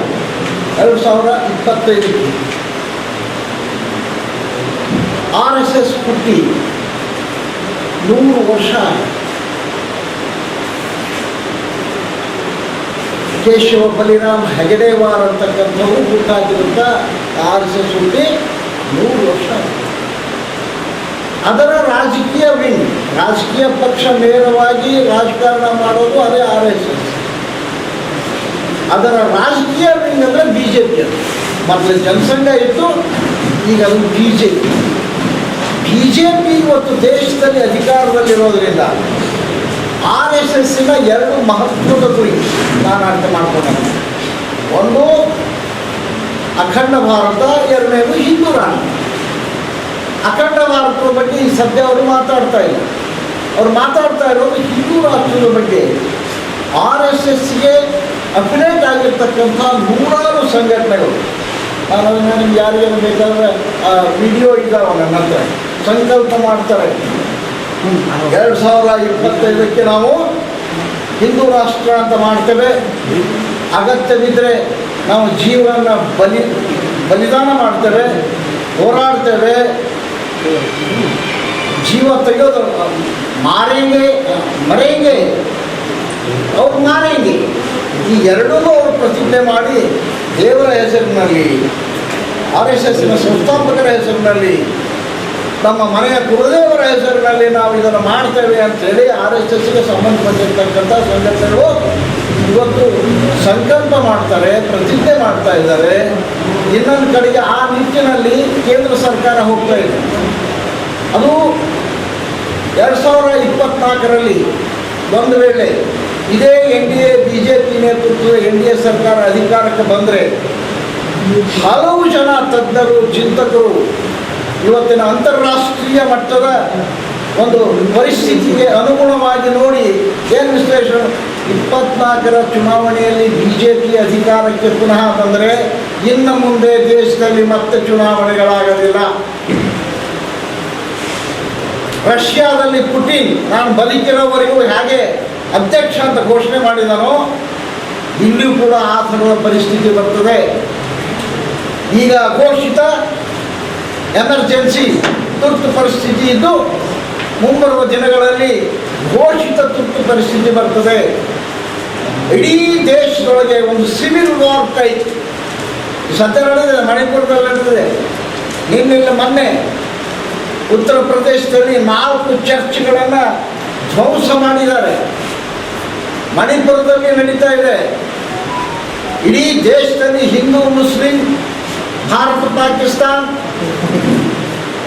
ಈ ಥರದ ಹಲಾಲ್ ಕಟ್, ಜಟಕಾ ಕಟ್ ಇಂಥ ಭಾವನಾತ್ಮಕ ವಿಷಯಗಳನ್ನು ಎತ್ತುಕೊಂಡು ಒಂದು ಕಡೆಗೆ, ಇನ್ನೊಂದು ಕಡೆಗೆ ನ್ಯೂ ಲಿಬರಲ್ ಪಾಲಿಸಿಗಳು ಸನ್ಮಾನ್ಯ ಮನಮೋಹನ್ ಸಿಂಗ್ ಕಾಲದಲ್ಲಿ ಬಂದಿರತಕ್ಕಂಥವನ್ನು ಅದನ್ನು 100 ಪಟ್ಟು ಸ್ಪೀಡಾಗಿ ಈ BJP ಸರ್ಕಾರ ಖಾಸಗೀಕರಣದ ಕಡೆಗೆ ಮಾಡಿ ಅದಾನಿ ಅಂಬಾನಿ ಅಂಥವರ ಒಡಲಿಗೆ ಹುಡಿ ತುಂಬತಕ್ಕಂಥ ಇಡೀ ದೇಶದ ಸಂಪತ್ತನ್ನು ಮಾಡ್ತಾ ಇದ್ದಾರೆ. ಇದಕ್ಕಾಗಿ ಅವರು ಇರ್ತಕ್ಕಂಥದ್ದು ಈ ಪ್ರತಿಗಾಮಿ ಸಾಂಸ್ಕೃತಿಕ ರಾಜಕಾರಣ ಅಂತ ಕರೀತೀನಿ ನಾನು. ರಿಯಾಕ್ಷನರಿ ಕಲ್ಚರಲ್ ಪಾಲಿಟಿಕ್ಸ್ ಇದನ್ನು ಅವರು ಬಳಸ್ಕೊಳ್ತಾ ಇದ್ದಾರೆ. ಬಳಸಿಕೊಂಡು ದೇಶವನ್ನು ಮಾನಸಿಕವಾಗಿ ವಿಭಾಗ ಮಾಡಿದ್ದಾರೆ. ಜಾತಿಗಳಲ್ಲಿ ಕೋಮುಗಳಲ್ಲಿ ಹಿಂದೂ ಮುಸ್ಲಿಂ ಕ್ರಿಶ್ಚಿಯನ್ರ ಮಧ್ಯೆ ಒಂದು ದೊಡ್ಡ ಇದನ್ನು ಮಾಡಿ ಹಿಂದೂ ರಾಷ್ಟ್ರ ನಾಟಕ್ಕೆ ಒಂದು ಏನು ಹೆಜ್ಜೆ ಇಡ್ತಾರೆ. ಅದು ತಡಿದೇ ಇದ್ದರೆ ನಮ್ಮ ಸುದೀರ್ಘ ಸ್ವಾತಂತ್ರ್ಯ ಹೋರಾಟದ ಸಂದರ್ಭದಲ್ಲಿ ಕರಾಚಿ ಕಾಂಗ್ರೆಸ್ನಲ್ಲಿ ತೆಗೆದುಕೊಂಡಂಥ ಬಂದಂಥ ಐಡಿಯಾ ಆಫ್ ಇಂಡಿಯಾ ಇರ್ಬೋದು, ನಮ್ಮ ಸೋದರತೆ ಸಮಾನತೆ, ಅಂಬೇಡ್ಕರ್ ಹೇಳಿದಂಥ ಸಂವಿಧಾನದ ಇರ್ಬೋದು, ಇವೆಲ್ಲ ನಾಶ ಆಗೋದ್ರಲ್ಲಿ ಸಂಶಯ ಇಲ್ಲ. ಈಗ ಹಿಂದೂ ರಾಷ್ಟ್ರಕ್ಕೆ ಸಂಬಂಧಪಟ್ಟಂತೆ ಹಿಂದೂ ರಾಷ್ಟ್ರ ಆದಮೇಲೆ ಅನುಸರಬೇಕಾದಂಥ ಕಾನೂನುಗಳ ಬಗ್ಗೆ ಹೊಸ ಸಂವಿಧಾನ ರಚನಾ ಸಮಿತಿಯನ್ನು ಗೋವಾದಲ್ಲಿ ಮಾಡಿದ್ದಾರೆ. ಮೊನ್ನೆ ಅಂತಾರಾಷ್ಟ್ರೀಯ ಹಿಂದೂ ಸಂಘಟನೆಯನ್ನು ಮಾಡಿ ಇಂಥ ಒಂದು ಪರಿಸ್ಥಿತಿ ಒಳಗೆ ಈ ದೇಶ ಉಳಿಬೇಕಾದರೆ, ಈ ದೇಶದ ಭಾಯ್ಚಾರ ಉಳಿಬೇಕಾದರೆ, ಸೋದರತ್ವ ಉಳಿಬೇಕಾದರೆ, ಕೋಮುಗಳಲ್ಲಿ ಗಲಭೆ ನಿಲ್ಲಬೇಕಾದ್ರೆ 12ನೇ ಶತಮಾನದಲ್ಲಿ ನಮಗೆ ಒಂದು ಪರಂಪರೆ ಇದೆ ಕರ್ನಾಟಕದಲ್ಲಿ. ಆ ಟೈಮ್ನಲ್ಲಿ ಕಾಯಕ ಜೀವಿಗಳ ಚಳವಳಿ ಏನಿತ್ತು, ಕುಂಬಾರು, ಮೀನುಗಾರರು, ಅದಕ್ಕೆ ಮಾರದ ಸಂಕವೆ, ಏನು ವೃತ್ತಿಪರ ಜೀವಿಗಳ ಮೇಲೆ ಏನು ಪ್ರಹಾರ ನಡೀತಿತ್ತು. ಈ ಸಂದರ್ಭದಲ್ಲಿ Venugopal Bhat, John Wesley, Khalilullah ಉಪಸ್ಥಿತರಿದ್ದರು. ಕಲಬುರಗಿ ವಿದ್ಯುತ್ ಸರಬರಾಜು ಕಂಪನಿಯ ವ್ಯವಸ್ಥಾಪಕ ನಿರ್ದೇಶಕ ರಾಹುಲ್ ಪಾಂಡೆ ಇವರ ನಡೆಯಿಂದ ಸಾರ್ವಜನಿಕರಿಗೆ ತೊಂದರೆಯಾಗುತ್ತಿದ್ದು, ಆಗಸ್ಟ್ 5ರೊಳಗೆ ಕ್ರಮ ಕೈಗೊಳ್ಳದೆ ಹೋದಲ್ಲಿ ಕಲಬುರಗಿಗೆ ಮುಖ್ಯಮಂತ್ರಿಗಳಿಗೆ ಘೇರಾವ್ ಮಾಡಲಾಗುತ್ತದೆ ಎಂದು ರಾಜ್ಯ ಅನುಮತಿ ಪಡೆದ ವಿದ್ಯುತ್ ಗುತ್ತಿಗೆದಾರರ ಸಂಘದ ಜಿಲ್ಲಾ ಕಾರ್ಯದರ್ಶಿ ವೆಂಕಟೇಶ್ ಹೇಳಿದರು. ಕಲಬುರಗಿ ವಿದ್ಯುತ್ ಸರಬರಾಜು ಕಂಪನಿಯ ವ್ಯವಸ್ಥಾಪಕ ನಿರ್ದೇಶಕ ರಾಹುಲ್ ಪಾಂಡೆ ಇವರ ನಡೆಯಿಂದ ಸಾರ್ವಜನಿಕರಿಗೆ ತೊಂದರೆಯಾಗುತ್ತಿದ್ದು, ಆಗಸ್ಟ್ 5ರೊಳಗೆ ಕ್ರಮ ಕೈಗೊಳ್ಳದೆ ಹೋದಲ್ಲಿ ಕಲಬುರಗಿ ಮುಖ್ಯಮಂತ್ರಿಗಳಿಗೆ ಘೇರಾವ್ ಮಾಡಲಾಗುತ್ತದೆ ಎಂದು ರಾಜ್ಯ ಅನುಮತಿ ಪಡೆದ ವಿದ್ಯುತ್ ಗುತ್ತಿಗೆದಾರರ ಸಂಘದ ಜಿಲ್ಲಾ ಕಾರ್ಯದರ್ಶಿ ವೆಂಕಟೇಶ್ ಹೇಳಿದರು. ಅವರು ಇಂದು ಮಾಧ್ಯಮಗೋಷ್ಠಿಯನ್ನು ಉದ್ದೇಶಿಸಿ ಮಾತನಾಡಿ, ಜೆಸ್ಕಾಂನಿಂದ ಸರಿಯಾದ ಸಮಯಕ್ಕೆ ವಿದ್ಯುತ್ ಪರಿವರ್ತಕ, ವಿದ್ಯುತ್ ಕಂಬ, ಮೀಟರ್ಗಳನ್ನು ಪೂರೈಕೆ ಮಾಡುತ್ತಿಲ್ಲ. ಸಾಲ ಮಾಡಿ ಮನೆ ಕಟ್ಟಿಕೊಳ್ಳುತ್ತಿದ್ದು, ಸಕಾಲಕ್ಕೆ ವಿದ್ಯುತ್ ಸಂಪರ್ಕ ನೀಡಲು ಸಾಧ್ಯವಾಗುತ್ತಿಲ್ಲ. ಹೊಸ ಲೇಔಟ್ಗಳ ಹಣ ಭರಿಸಿದರೂ ವಿದ್ಯುತ್ ಕಂಬ, ಪರಿವರ್ತಕಗಳನ್ನು ನೀಡದೆ ಸತಾಯಿಸಲಾಗುತ್ತಿದೆ. ವಿದ್ಯುತ್ ಗುತ್ತಿಗೆದಾರರು ಹಾಗೂ ಗ್ರಾಹಕರ ಮಧ್ಯೆ ಸಂಬಂಧ ಕೆಡಲು ಜೆಸ್ಕಾಂ ಎಂಡಿ ಕಾರಣರಾಗಿದ್ದಾರೆ. ಕಳೆದ 3 ವರ್ಷಗಳಿಂದ ವಿದ್ಯುತ್ ಮೀಟರ್ಗಳೇ ನೀಡುತ್ತಿಲ್ಲ. ಜೆಸ್ಕಾಂನಿಂದ ಆಗುತ್ತಿರುವ ತೊಂದರೆ ಖಂಡಿಸಿ ವಿದ್ಯುತ್ ಗುತ್ತಿಗೆದಾರರು ಪ್ರತಿಭಟನೆ ನಡೆಸಲಾಯಿತು. ಆದರೆ ಪ್ರತಿಭಟನೆ ದಿನದಂದು ಇಲಾಖೆ ತಾಂತ್ರಿಕ ಅಧಿಕಾರಿ ಭರವಸೆ ನೀಡಿ ಜಾರಿಗೊಳಿಸಿದ್ದ ಆದೇಶವನ್ನು ಎಂಡಿ ರಾಹುಲ್ ಪಾಂಡೆ ಹಿಂಪಡೆದಿದ್ದಾರೆ. ಗುತ್ತಿಗೆದಾರರ ಸಮಸ್ಯೆಗಳಿಗೆ ಸ್ಪಂದಿಸದೆ ಕಿರುಕುಳ ನೀಡಲಾಗುತ್ತದೆ. ಈಗಾಗಲೇ ದೂರು ನೀಡಲಾಗಿದೆ, ಯಾವುದೇ ಕ್ರಮವಾಗಿಲ್ಲ. ಕೂಡಲೇ ರಾಹುಲ್ ಪಾಂಡೆಯವರ ಮೇಲೆ ಕ್ರಮ ಕೈಗೊಂಡು ಬಾಕಿ ಇರುವ ಕಾಮಗಾರಿಗಳಿಗೆ ಸಾಮಗ್ರಿ ಒದಗಿಸದೇ ಇದ್ದಲ್ಲಿ ಸಿಎಂಗೆ ಮುತ್ತಿಗೆ ಹಾಕಿ ಪ್ರತಿಭಟಿಸಬೇಕಾಗುತ್ತದೆ ಎಂದು ಎಚ್ಚರಿಸಿದರು. ಕರ್ನಾಟಕ ರಾಜ್ಯದಲ್ಲಿ ಈ ಒಂದು ವಿದ್ಯುತ್ನ ವಿಚಾರವಾಗಿ ಈ ಮುಂಚೆ ಇಡೀ ಕರ್ನಾಟಕಕ್ಕೆ ಮೈಸೂರು ವಿದ್ಯುತ್ ಸರಬರಾಜು ಕಂಪನಿ ಅಂತಿಕೊಂಡು ಸ್ವಾತಂತ್ರ್ಯ ಪೂರ್ವದಲ್ಲಿತ್ತು. ಅದರ ನಂತರದಲ್ಲಿ ಕೆಇಬಿ ಅಂತಿಕೊಂಡು ಕರ್ನಾಟಕ ವಿದ್ಯುತ್ ಲಿಮಿಟೆಡ್ ಆಯಿತು. ಅದರ ನಂತರ ಕೆಪಿಟಿಷನ್ ಮತ್ತು 5 ಜೆಸ್ಕಾಂ ಕಂಪನಿಗಳು ಬಂದವು. ಅಲ್ಲಿವರೆಗೂ ನಾವು ಮತ್ತು ಜೆಸ್ಕಾಂ ನಡುವೆ, ಗ್ರಾಹಕರ ನಡುವೆ ನಾವು ಒಂದು ಸೇತುವೆಯಾಗಿ ಗ್ರಾಹಕರಿಗೆ ಎಲ್ಲ ಕೆಲಸಗಳನ್ನು ಮಾಡಿಕೊಡ್ತಾ ಇದ್ವಿ. ಕೆಇಬಿ ಇರುವವರೆಗೂ ಯಾವುದೇ ಒಂದು ಸಮಸ್ಯೆಗಳು ಇರಲಿಲ್ಲ. ಸಣ್ಣ ಪುಟ್ಟ ಸಮಸ್ಯೆಗಳಿದ್ರು ಆ ಕಾಲಕ್ಕೆ ಬಗೆಹರಿತಾ ಇದ್ವು.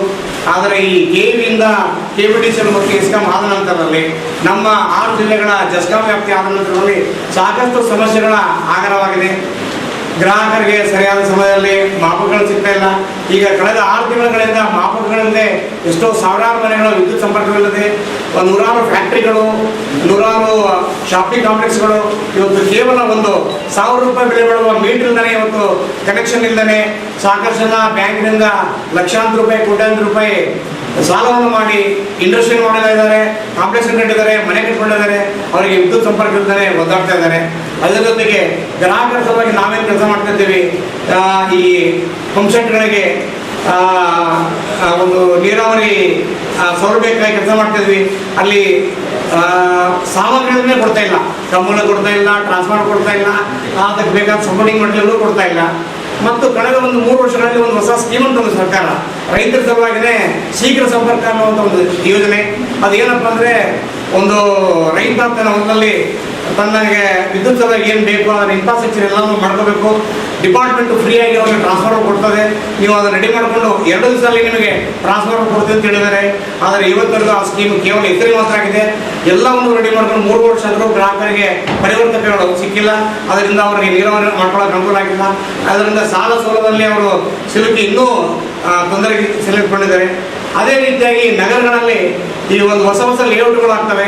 ಆ ಲೇಔಟ್ಗಳಲ್ಲಿ ಡೆವಲಪರ್ಗಳು ಕೋಟ್ಯಾಂತರ ರೂಪಾಯಿ ಖರ್ಚು ಮಾಡಿ ರೋಡು, ನೀರು, ಡ್ರೈನೇಜು ಮತ್ತು ಎಲೆಕ್ಟ್ರಿಸಿಟಿನ ಇನ್ಫ್ರಾಸ್ಟ್ರಕ್ಚರ್ನ ರೆಡಿ ಮಾಡ್ತಾರೆ.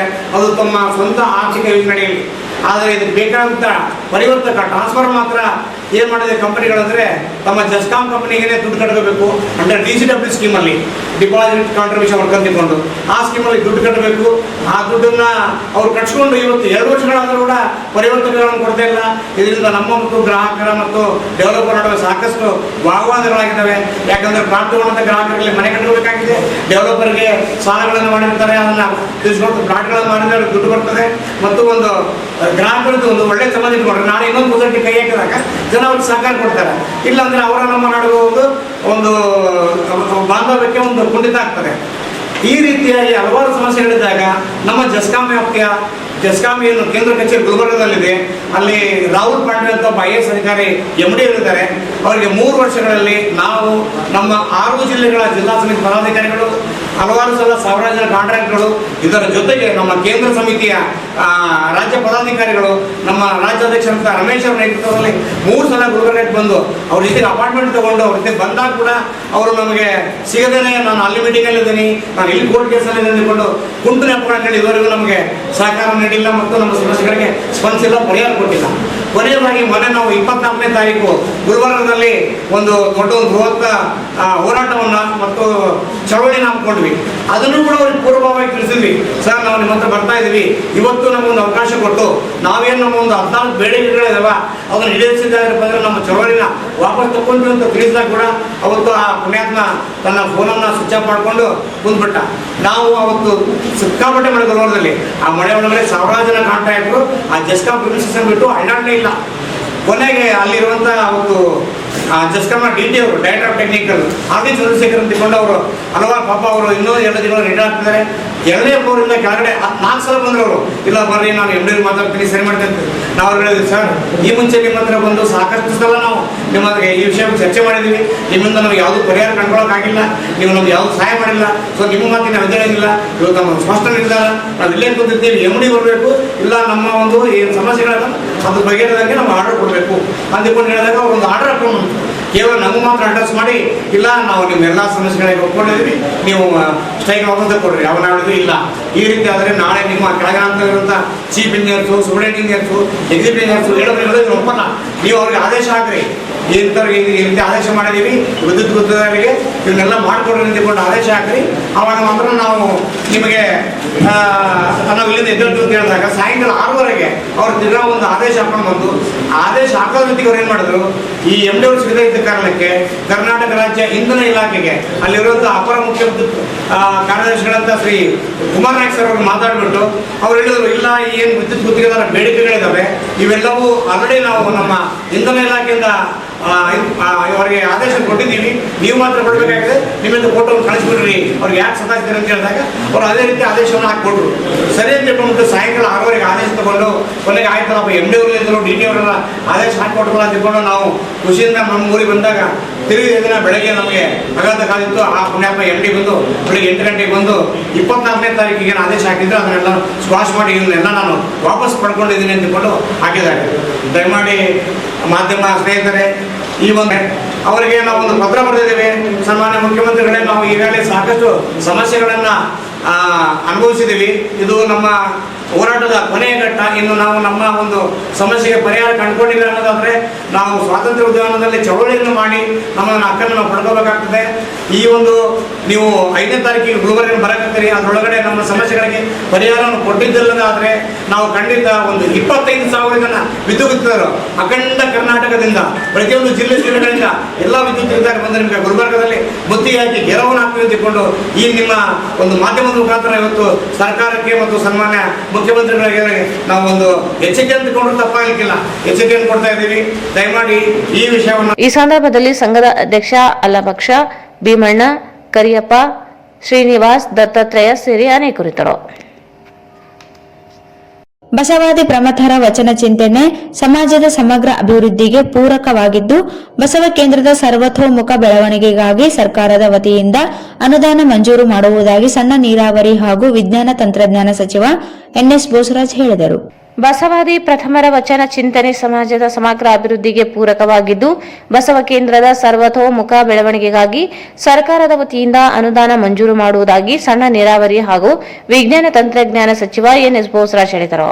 ನಗರದ ಬಸವ ಕೇಂದ್ರದಲ್ಲಿ ಬಸವ ಪ್ರಾರ್ಥನೆ ಮತ್ತು ಶರಣ ಚಿಂತನೆ ಕಾರ್ಯಕ್ರಮದಲ್ಲಿ ವಿಶ್ವ ಗುರು ಬಸವಣ್ಣನವರ ಭಾವಚಿತ್ರಕ್ಕೆ ಮಾಲಾರ್ಪಣೆ ಮಾಡಿ ಮಾತನಾಡಿದರು. ವಚನ ಸಾಹಿತ್ಯವು ನಮ್ಮ ದೇಶದ ಸತ್ವ ಹಾಗೂ ಬಸವ ಮಾರ್ಗದಲ್ಲಿ ಸಾಗುವವರೆಲ್ಲರೂ ಜಗತ್ತನ್ನೇ ಆಳಬಲ್ಲ ಶಕ್ತಿ ಉಳ್ಳವರು. ತಮ್ಮ ಸಾಧನೆಗೆ ವಚನ ಸಾಹಿತ್ಯ ಅತ್ಯಂತ ಸಹಕಾರಿಯಾಗಿವೆ ಎಂದರು. ಈ ವೇಳೆ ಬಸವ ಕೇಂದ್ರ, ಅಕ್ಕನ ಬಳಗ ಹಾಗೂ ಎಲ್ಲ ಬಸವ ಪರ ಸಂಘಟನೆಗಳ ವತಿಯಿಂದ ಸಚಿವ ಎನ್ಎಸ್ ಬೋಸರಾಜ್ ಅವರಿಗೆ ಸನ್ಮಾನಿಸಿ ಗೌರವಿಸಲಾಯಿತು. ಈ ವೇಳೆ ರಾಮಸ್ವಾಮಿ ನೂಲಿ, ಪರಮೇಶ್ವರ್ ಸಾಲಿಮಠ್, ಲಕ್ಷ್ಮೀ ಪಟ್ಟಣಶೆಟ್ಟಿ, ಸುಮಂಗಲಮ್ಮ ಹಿರೇಮಠ್ ಮಾತನಾಡಿದರು. ಈ ಸಂದರ್ಭದಲ್ಲಿ ಬಸವ ಕೇಂದ್ರದ ಅಧ್ಯಕ್ಷ ರಾಚನಗೌಡ ಕೋಳೂರು, ಉಪಾಧ್ಯಕ್ಷ ವಿಜಯಕುಮಾರ್ ಸಜ್ಜನ್, ವಕೀಲ ಜೆ ಬಸವರಾಜು, ಚನ್ನಬಸವಣ್ಣ, ಮಹಾಜನ್ ಶೆಟ್ಟಿ, ಸಿಬಿ ಪಾಟೀಲ್ ವಕೀಲ್, ಚಂದ್ರಶೇಖರ್ ಪಾಟೀಲ್ ಮಿರ್ಜಾಪುರ್, ದೇವಣ್ಣ ನಾಯಕ್, ಶಂಕರಗೌಡ, ಶೈಲಜಮ್ಮ ಸಾಲಿಮಠ್, ಸರೋಜಮ್ಮ ಮಾಲಿಪಾಟೀಲ್, ಸುಮಂಗಲಮ್ಮ ಪಾಟೀಲ್ ಸೇರಿದಂತೆ ಅನೇಕರಿದ್ದರು. ಈಗ ಜಾಹೀರಾತು. ಭಾರತ್ ಫರ್ನಿಚರ್ಸ್ ರಾಯಚೂರಿನಲ್ಲಿ ಇತ್ತ ಮೊದಲ ಬಾರಿಗೆ 3 ಮಳಿಗೆ ಒಳಗೊಂಡ ಬೃಹತ್ ಆಕಾರದ furniture showroom. We have office, household and all kinds of furnitures. Dealer in wooden cot, dining table, sofa set, dressing table, computer table, tea tables, office chairs, steel almari, wardrobe, TV stands, glassware items, sleepwell products, Damro, cello chairs, Supreme sofa set, Doco style furnitures, Sri Steel furnitures.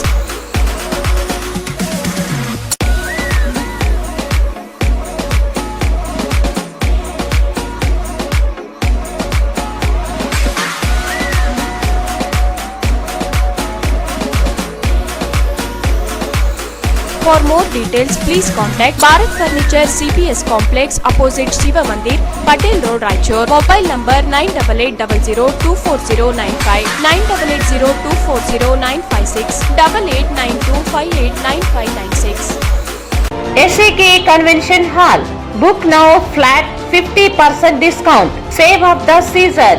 With luxury rooms, faculty, fully centralized AC halls, wide parking areas, facilities. Visit Shekhar Nagar, IB Road, Raichur. Visit SAK Convention Hall, Shekhar Nagar, IB Road, Raichur. ನಿಮ್ಮ ಯಾವುದೇ ಶುಭ ಕಾರ್ಯಕ್ರಮಗಳು ನಿಮ್ಮ ನೆನಪಿನಲ್ಲಿ ಉಳಿಯಬೇಕೇ? ಪ್ರಪ್ರಥಮ ಬಾರಿಗೆ ರಾಯಚೂರು ನಗರದಲ್ಲಿ ಅತ್ಯಂತ ವೈಭವವಾಗಿ ಆಚರಿಸಲು ವಿಶಾಲವಾದ ಕನ್ವೆನ್ಷನ್ ಹಾಲ್, ಅದು SAK convention hall. We decorate, you celebrate. ಸಂಪೂರ್ಣ ಏರ್ ಕಂಡೀಷನರ್ ಹಾಲ್ ಇದಾಗಿದ್ದು 600 ರಿಂದ 800 ಆಸನಗಳನ್ನು ಹೊಂದಿದ್ದು ಪ್ರತ್ಯೇಕವಾದ ಡೈನಿಂಗ್ ಹಾಲ್ ಹೊಂದಿದೆ. ನಮ್ಮಲ್ಲಿ naming ceremony, engagement, marriage, reception, college seminars, corporate events, product launching, brand promotion, get together parties, ಇನ್ನು ಹಲವು ರೀತಿಯ ಫಂಕ್ಷನ್ಸ್ ಇಲ್ಲಿ ಮಾಡಬಹುದು. ವಿಶಾಲವಾದ ಪಾರ್ಕಿಂಗ್ ವ್ಯವಸ್ಥೆ ಹೊಂದಿದ್ದು ರೈಲ್ವೆ ಸ್ಟೇಷನ್ ಮತ್ತು bus ಸ್ಟ್ಯಾಂಡ್ಗೆ ಹತ್ತಿರವಿದೆ.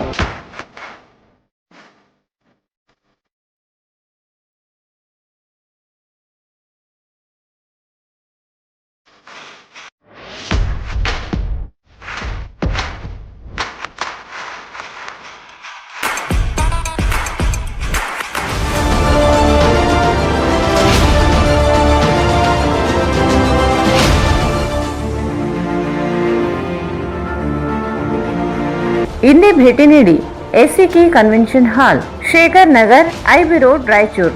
Mobile 9483770202.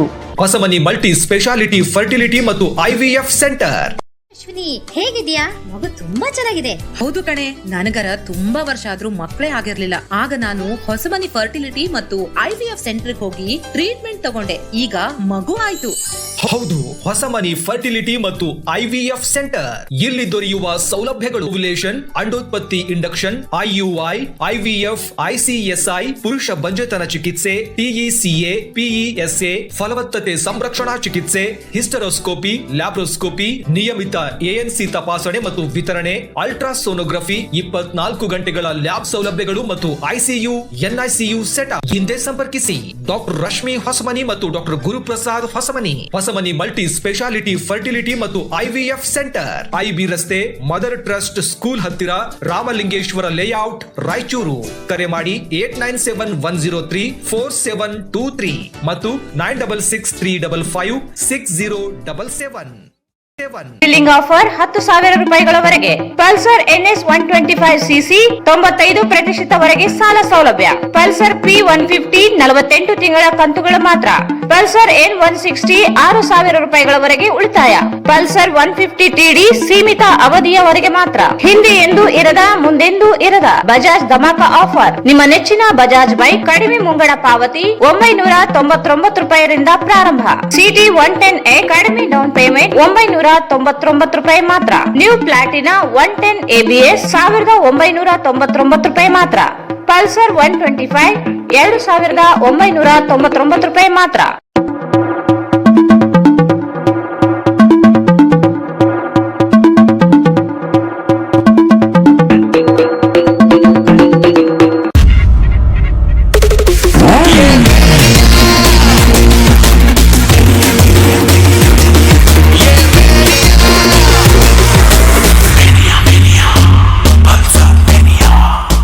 Visit beside Ganj Kalyana Mandap, Ganj Road, Raichur.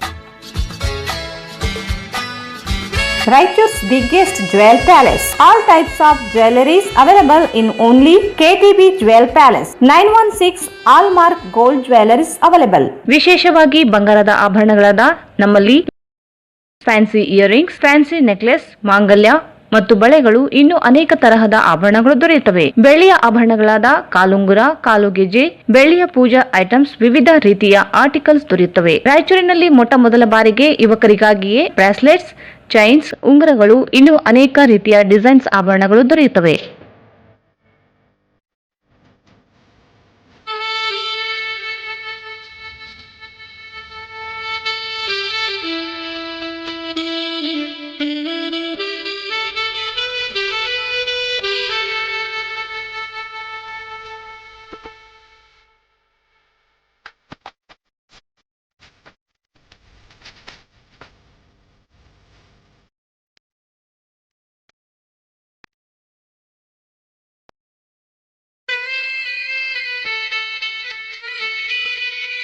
Visit KTB Jewel Palace, Udayanagar, Station Road, Raichur. Mobile 8123-535300.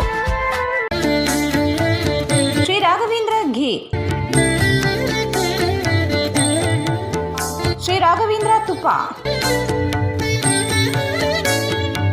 Sri Raghavendra Ghee.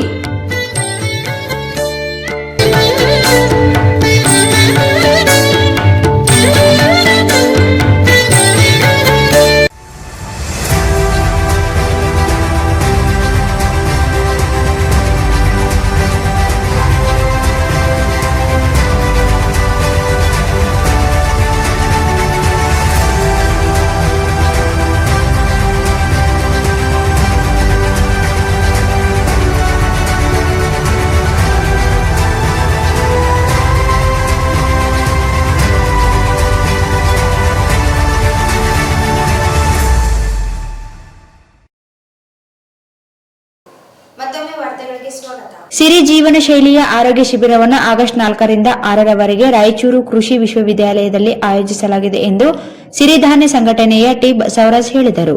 ಸಿರಿ ಜೀವನ ಶೈಲಿಯ ಆರೋಗ್ಯ ಶಿಬಿರವನ್ನು ಆಗಸ್ಟ್ 4ರಿಂದ 6ರವರೆಗೆ ರಾಯಚೂರು ಕೃಷಿ ವಿಶ್ವವಿದ್ಯಾಲಯ ಆಯೋಜಿಸಲಾಗಿದೆ ಎಂದು ಸಿರಿಧಾನ್ಯ ಸಂಘಟನೆಯ ಟಿ ಬಸವರಾಜ್ ಹೇಳಿದರು. ಅವರು ಇಂದು ಮಾಧ್ಯಮಗೋಷ್ಠಿಯನ್ನು ಉದ್ದೇಶಿಸಿ ಮಾತನಾಡಿ, ಸಿರಿಧಾನ್ಯ ಆಹಾರ ಬಳಸುವುದರಿಂದ ರಕ್ತದೊತ್ತಡ, ಮಧುಮೇಹ ಸೇರಿ ಅನೇಕ ಆರೋಗ್ಯ ಸಮಸ್ಯೆಗಳ ಪರಿಹಾರ ಕುರಿತು ಪದ್ಮಶ್ರೀ ಡಾಕ್ಟರ್ ಖಾದರ್ ಅಲಿ ಈಗಾಗಲೇ ನಾಡಿನಾದ್ಯಂತ ಮಾಹಿತಿ ನೀಡಿದ್ದಾರೆ. ಅವರ ಸುಪುತ್ರಿ ಡಾಕ್ಟರ್ ಸರಳಾ ಇವರು ಆಗಮಿಸಿ ಸಿರಿಧಾನ್ಯ ಆಹಾರ ಮಹತ್ವ, ಯೋಗದ ಕುರಿತು ಮಾಹಿತಿ ಒದಗಿಸಲಿದ್ದಾರೆ. 3 ದಿನಗಳಲ್ಲಿ ಯೋಗ, ವ್ಯಾಯಾಮ, ಕಷಾಯ, ಅಂಬಲಿ, ಸಿರಿಧಾನ್ಯ ಊಟದ ವ್ಯವಸ್ಥೆ ನೀಡಲಾಗುತ್ತದೆ.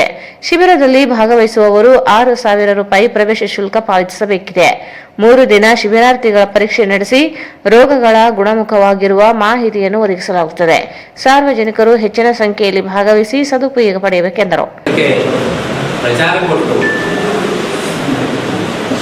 ದೇಶ ತುಂಬ ವಿದೇಶಗಳಲ್ಲೂ ಸಹ ಸಿರಿಧಾನ್ಯದ ಬಗ್ಗೆ ಮಾತಾಡ್ತಾ ಪ್ರಚಾರ ಮಾಡ್ತಾ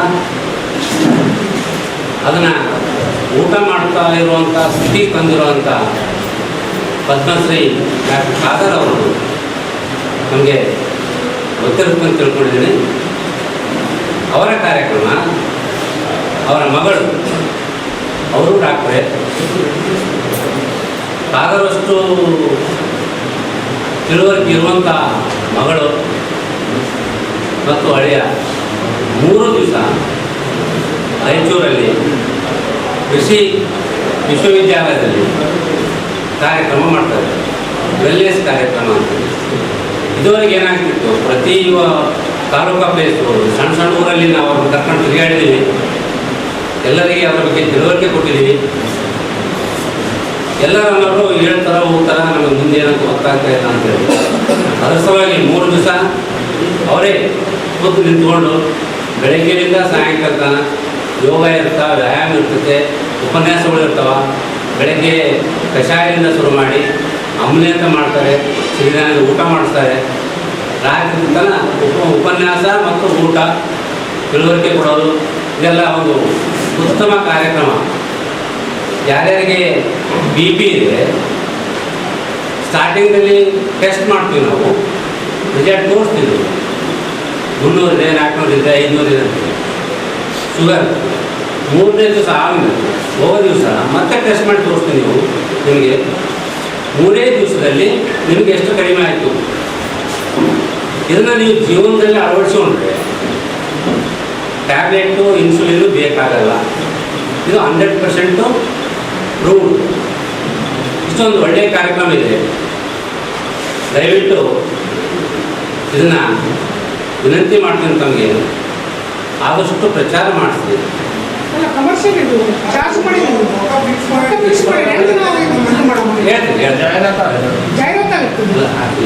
ಹೇಳ್ತೀನಿ. ಇದುವರೆಗೆ ನಾವು ಸುಮಾರು ವರ್ಷಗಳಿಂದ ಖಾದರ್ ಅವ್ರನ್ನ ಒಳ್ಳೆ ಕೆಲಸಕ್ಕೆ ಮಾಡ್ತೀವಿ.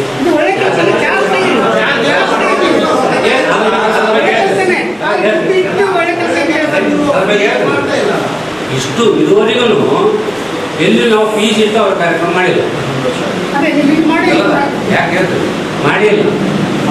ಅವಾಗ ಅವ್ರಿಗೆ ಖರ್ಚು ಕೊಡ್ತಿದ್ವಿ, ಅವ್ರಿಗೆ ಏನು ಕೊಡ್ತಿದ್ವಿ, ಕರ್ಕೊಂಡ್ಬರ್ತಿದ್ವಿ, ಒಂದು ಸ್ಟೇಜು, ಫ್ಲೆಕ್ಸು, ಯಾಕೋ ದಾನ ತೊಗೊಂಡೆಲ್ಲ ಮಾಡ್ತೀವಿ. ಬಟ್ ಇದು 3 ದಿನದ ಕಾರ್ಯಕ್ರಮ. ಅಗ್ರಿಕಲ್ಚರ್ ಕಾಲೇಜಲ್ಲಿ ರೊಕ್ಕ ಕೊಡ್ಬೇಕು, ನಾವು ಊಟಕ್ಕೆ ರೊಕ್ಕ ಕೊಡ್ಬೇಕು, ಅಡುಗೆ ಮಾಡೋದು ರೊಕ್ಕ ಕೊಡ್ಬೇಕು. ನಾವು ಇದುವರೆಗೂ ಮೈ ಮೇಲೆ ಹಾಕಿದ್ರೆ ಸಾಕಾಗಿದೆ ನಮಗೆ. ದಯವಿಟ್ಟು ಇಷ್ಟು ವರ್ಷ 11 ವರ್ಷದಿಂದ ನಾವು ಯಾರಿಗೂ ಎಲ್ಲಿ ಫೀಸ್ ಮಾಡಿಲ್ಲ. ಒಳ್ಳೆ ಕೆಲಸ ಅಂತೇಳಿ ಮಾಡಿದ್ದೀವಿ. ಬಟ್ ಇದು ಆ್ಯಕ್ಚುಲಿ ಖರ್ಚಾಗ್ತಾ ಇದೆ, ಲಾಭ ಇಲ್ಲ ಇದರಲ್ಲಿ. ಅಲ್ಲ ಅನಿಸುತ್ತೆ. ನೀವು ಅಲ್ಲಿ ಬಂದ 3 ದಿವಸ ಆದಮೇಲೆ ಈ ಕ್ವಶನ್ ಕೇಳ್ತಾರೆ. 3 ದಿವಸ ಆದಮೇಲೆ ಒಂದು ಅಲ್ಲ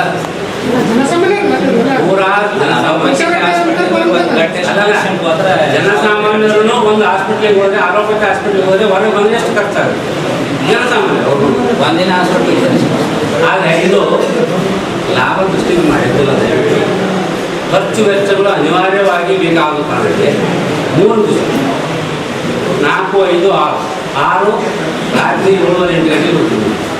ಅಲ್ಲಿ ತನಕ ಅಲ್ಲೇ ಇರೋದೈತೆ, ರೂಮ್ ಇರ್ತಾವ, ಊಟ ಇರ್ತದೆ, ಎಲ್ಲ ಥರದ ಕಾರ್ಯಕ್ರಮ ನಡೆಸೋದಿದೆ. ಹೋಗೋತ್ನಾಗ ಆದಮೇಲೆ 3 ದಿವಸ ಆದಮೇಲೆ 4ನೇ ದಿವಸ 5ನೇ ದಿವಸ ನೀವೇ ಅಂತೀರಿ, ಇಲ್ಲ ರೀ ಒಂದು ಒಳ್ಳೆ ಕೆಲಸ ಆಯಿತು ಅಂತ. ಇದು ಲಾಭಕ್ಕಾಗಿ ಮಾಡಿದ್ದಲ್ಲ. ಇದು ದಯವಿಟ್ಟು ಆ ಖರ್ಚು ವೆಚ್ಚ ಅನಿವಾರ್ಯವಾಗಿ ತೊಗೊಳ್ಬೇಕಾಗಿದೆ ಅಷ್ಟೇ. ಈಗ ಸಿಕ್ಕಾಪಟ್ಟೆ ಇದೆ, ಎಲ್ಲರೂ ಬೆಳಿಗ್ಗೆ ತಿರುಗಾಡಕ್ಕಾಗಲ್ಲ. ಈ ಸಂದರ್ಭದಲ್ಲಿ ಕೇಶವರೆಡ್ಡಿ, ಚನ್ನಬಸವ, ಬೂದಿನಾಳ, ಆನಂದ್ ಉಪಸ್ಥಿತರಿದ್ದರು. ಪರಿಶಿಷ್ಟ ಪಂಗಡಕ್ಕೆ ಆರ್ಥಿಕವಾಗಿ ಸಾಮಾಜಿಕವಾಗಿ ಸದೃಢವಾದ ಹಿಂದುಳಿದ ವರ್ಗದ ಸಮುದಾಯಗಳನ್ನು ಸೇರಿಸುವುದನ್ನು ಕೈಬಿಡುವುದು ಸೇರಿದಂತೆ ವಿವಿಧ ಬೇಡಿಕೆ ಈಡೇರಿಕೆಗೆ ಆಗ್ರಹಿಸಿ ಕರ್ನಾಟಕ ರಾಜ್ಯ ಬೇಡರ ಸಮಿತಿ ನೇತೃತ್ವದಲ್ಲಿ ನಗರದಲ್ಲಿ ಪ್ರತಿಭಟನೆ ನಡೆಸಿದರು. ಪರಿಶಿಷ್ಟ ಪಂಗಡಕ್ಕೆ ಆರ್ಥಿಕವಾಗಿ ಸಾಮಾಜಿಕವಾಗಿ ಸದೃಢವಾದ ಹಿಂದುಳಿದ ವರ್ಗದ ಸಮುದಾಯಗಳನ್ನು ಸೇರಿಸುವುದನ್ನು ಕೈಬಿಡುವುದು ಸೇರಿದಂತೆ ವಿವಿಧ ಬೇಡಿಕೆ ಈಡೇರಿಕೆಗೆ ಆಗ್ರಹಿಸಿ ಕರ್ನಾಟಕ ರಾಜ್ಯ ಬೇಡರ ಸಮಿತಿ ನೇತೃತ್ವದಲ್ಲಿ ನಗರದಲ್ಲಿ ಪ್ರತಿಭಟನೆ ನಡೆಸಿದರು. ನಾಯಕಡ ಹಾಗೂ ಗೊಂಡ, ಕಾಡು ಕುರುಬ ಹೆಸರಿನಲ್ಲಿ ಹಿಂದುಳಿದ ಜಾತಿ ಜನಾಂಗದವರು ಪರಿಶಿಷ್ಟ ಪಂಗಡದ ಸುಳ್ಳು ಜಾತಿ ಪ್ರಮಾಣ ಪತ್ರವನ್ನು ಪಡೆಯುತ್ತಿರುವುದನ್ನು ತಡೆಗಟ್ಟಬೇಕು. ಸುಳ್ಳು ಜಾತಿ ಪ್ರಮಾಣ ಪತ್ರ ನೀಡಿದ ಅಧಿಕಾರಿಗಳ ವಿರುದ್ಧ ಕಾನೂನು ಕ್ರಮ ಕೈಗೊಂಡು SC/ST ಕಾಯ್ದೆಯಡಿ ಪ್ರಕರಣ ದಾಖಲಿಸಬೇಕೆಂದು ಆಗ್ರಹಿಸಿದರು. ಹಿಂದುಳಿದ ಕೋಟಾದಲ್ಲಿ ಬೇರೆ ಬೇರೆ ಜಾತಿಯವರು ವಿವಿಧ ಇಲಾಖೆಗಳಲ್ಲಿ ನೌಕರಿಗೆ ಸೇರುವಾಗ ಹಿಂದುಳಿದ ವರ್ಗದಲ್ಲಿ ನೇಮಕಾತಿಯನ್ನು ಹೊಂದಿದ್ದಾರೆ.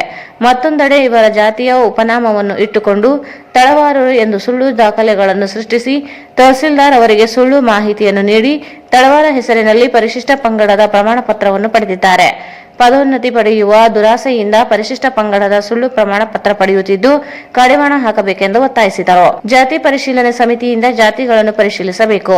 ಮೂಲತಃ ಕಬ್ಬುಲಿಗ, ಅಂಬಿಗ, ಗಂಗಾ ಮತಸ್ಥರು ಕೋಲಿ ಗಂಗಾಮತ ಜಾತಿಗೆ ಸೇರಿದವರಾಗಿದ್ದಾರೆ. ಕೂಡಲೇ ಕ್ರಮಕ್ಕೆ ಮುಂದಾಗಬೇಕೆಂದು ಆಗ್ರಹಿಸಿದರು.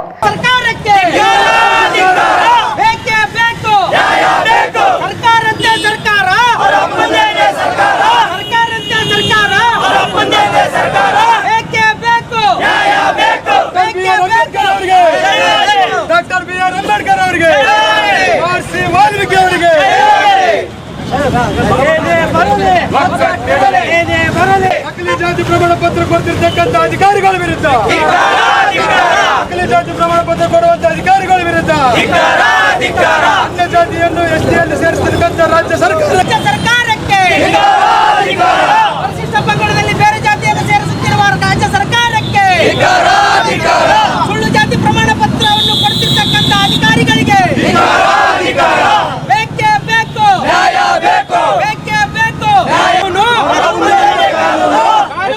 ಕಾನೂನು, ಅನ್ಯ ಜಾತಿಗಳನ್ನು STಗೆ ಸ್ವತಂತ್ರ ಸರ್ಕಾರಕ್ಕೆ ಬರಲಿ,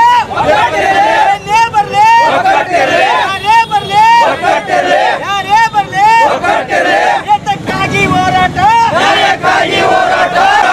ಎಲ್ಲಿಯವರೆಗೆ ಹೋರಾಟ, ಸುಳ್ಳು ಜಾತಿ ಪ್ರಮಾಣ ಪತ್ರ ಕೊಡದ ಅಧಿಕಾರಿಗಳಿಗೆ, ಸುಳ್ಳು ಜಾತಿ ಪ್ರಮಾಣ ಪತ್ರ ಕೊಡತಕ್ಕಂಥ ಅಧಿಕಾರಿಗಳಿಗೆ ಅಯ್ಯಯ್ಯೋ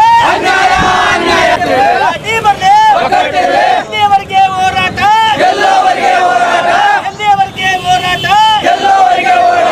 ಈ ಒಂದು ರಾಯಚೂರು ಜಿಲ್ಲೆಯ ವಿವಿಧ ವಾಲ್ಮೀಕಿ ನಾಯಕ ಸಂಘಗಳ ಆಶ್ರಯದಲ್ಲಿ ಮತ್ತು ಕರ್ನಾಟಕ ರಾಜ್ಯ ಬೇಡರ ಸಮಿತಿ ವತಿಯಿಂದ ಇವತ್ತು ಒಂದು ಪ್ರತಿಭಟನೆಯನ್ನು ಹಮ್ಮಿಕೊಂಡಿದ್ದೀವಿ.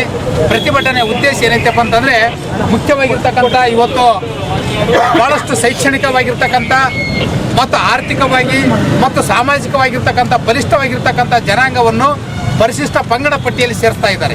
ಇದು ದೊಡ್ಡ ಒಂದು ಅನ್ಯಾಯ ಆಗ್ತಾ ಇದೆ. ಯಾಕಂದರೆ ಪರಿಶಿಷ್ಟ ಪಂಗಡ ಅಂದರೆ ತನ್ನದೇ ಆಗಿರ್ತಕ್ಕಂಥ ಸಂಸ್ಕೃತಿ ಇದೆ, ತನ್ನದೇ ಆಗಿರ್ತಕ್ಕಂಥ ಲಕ್ಷಣಗಳಿದ್ದಾವೆ.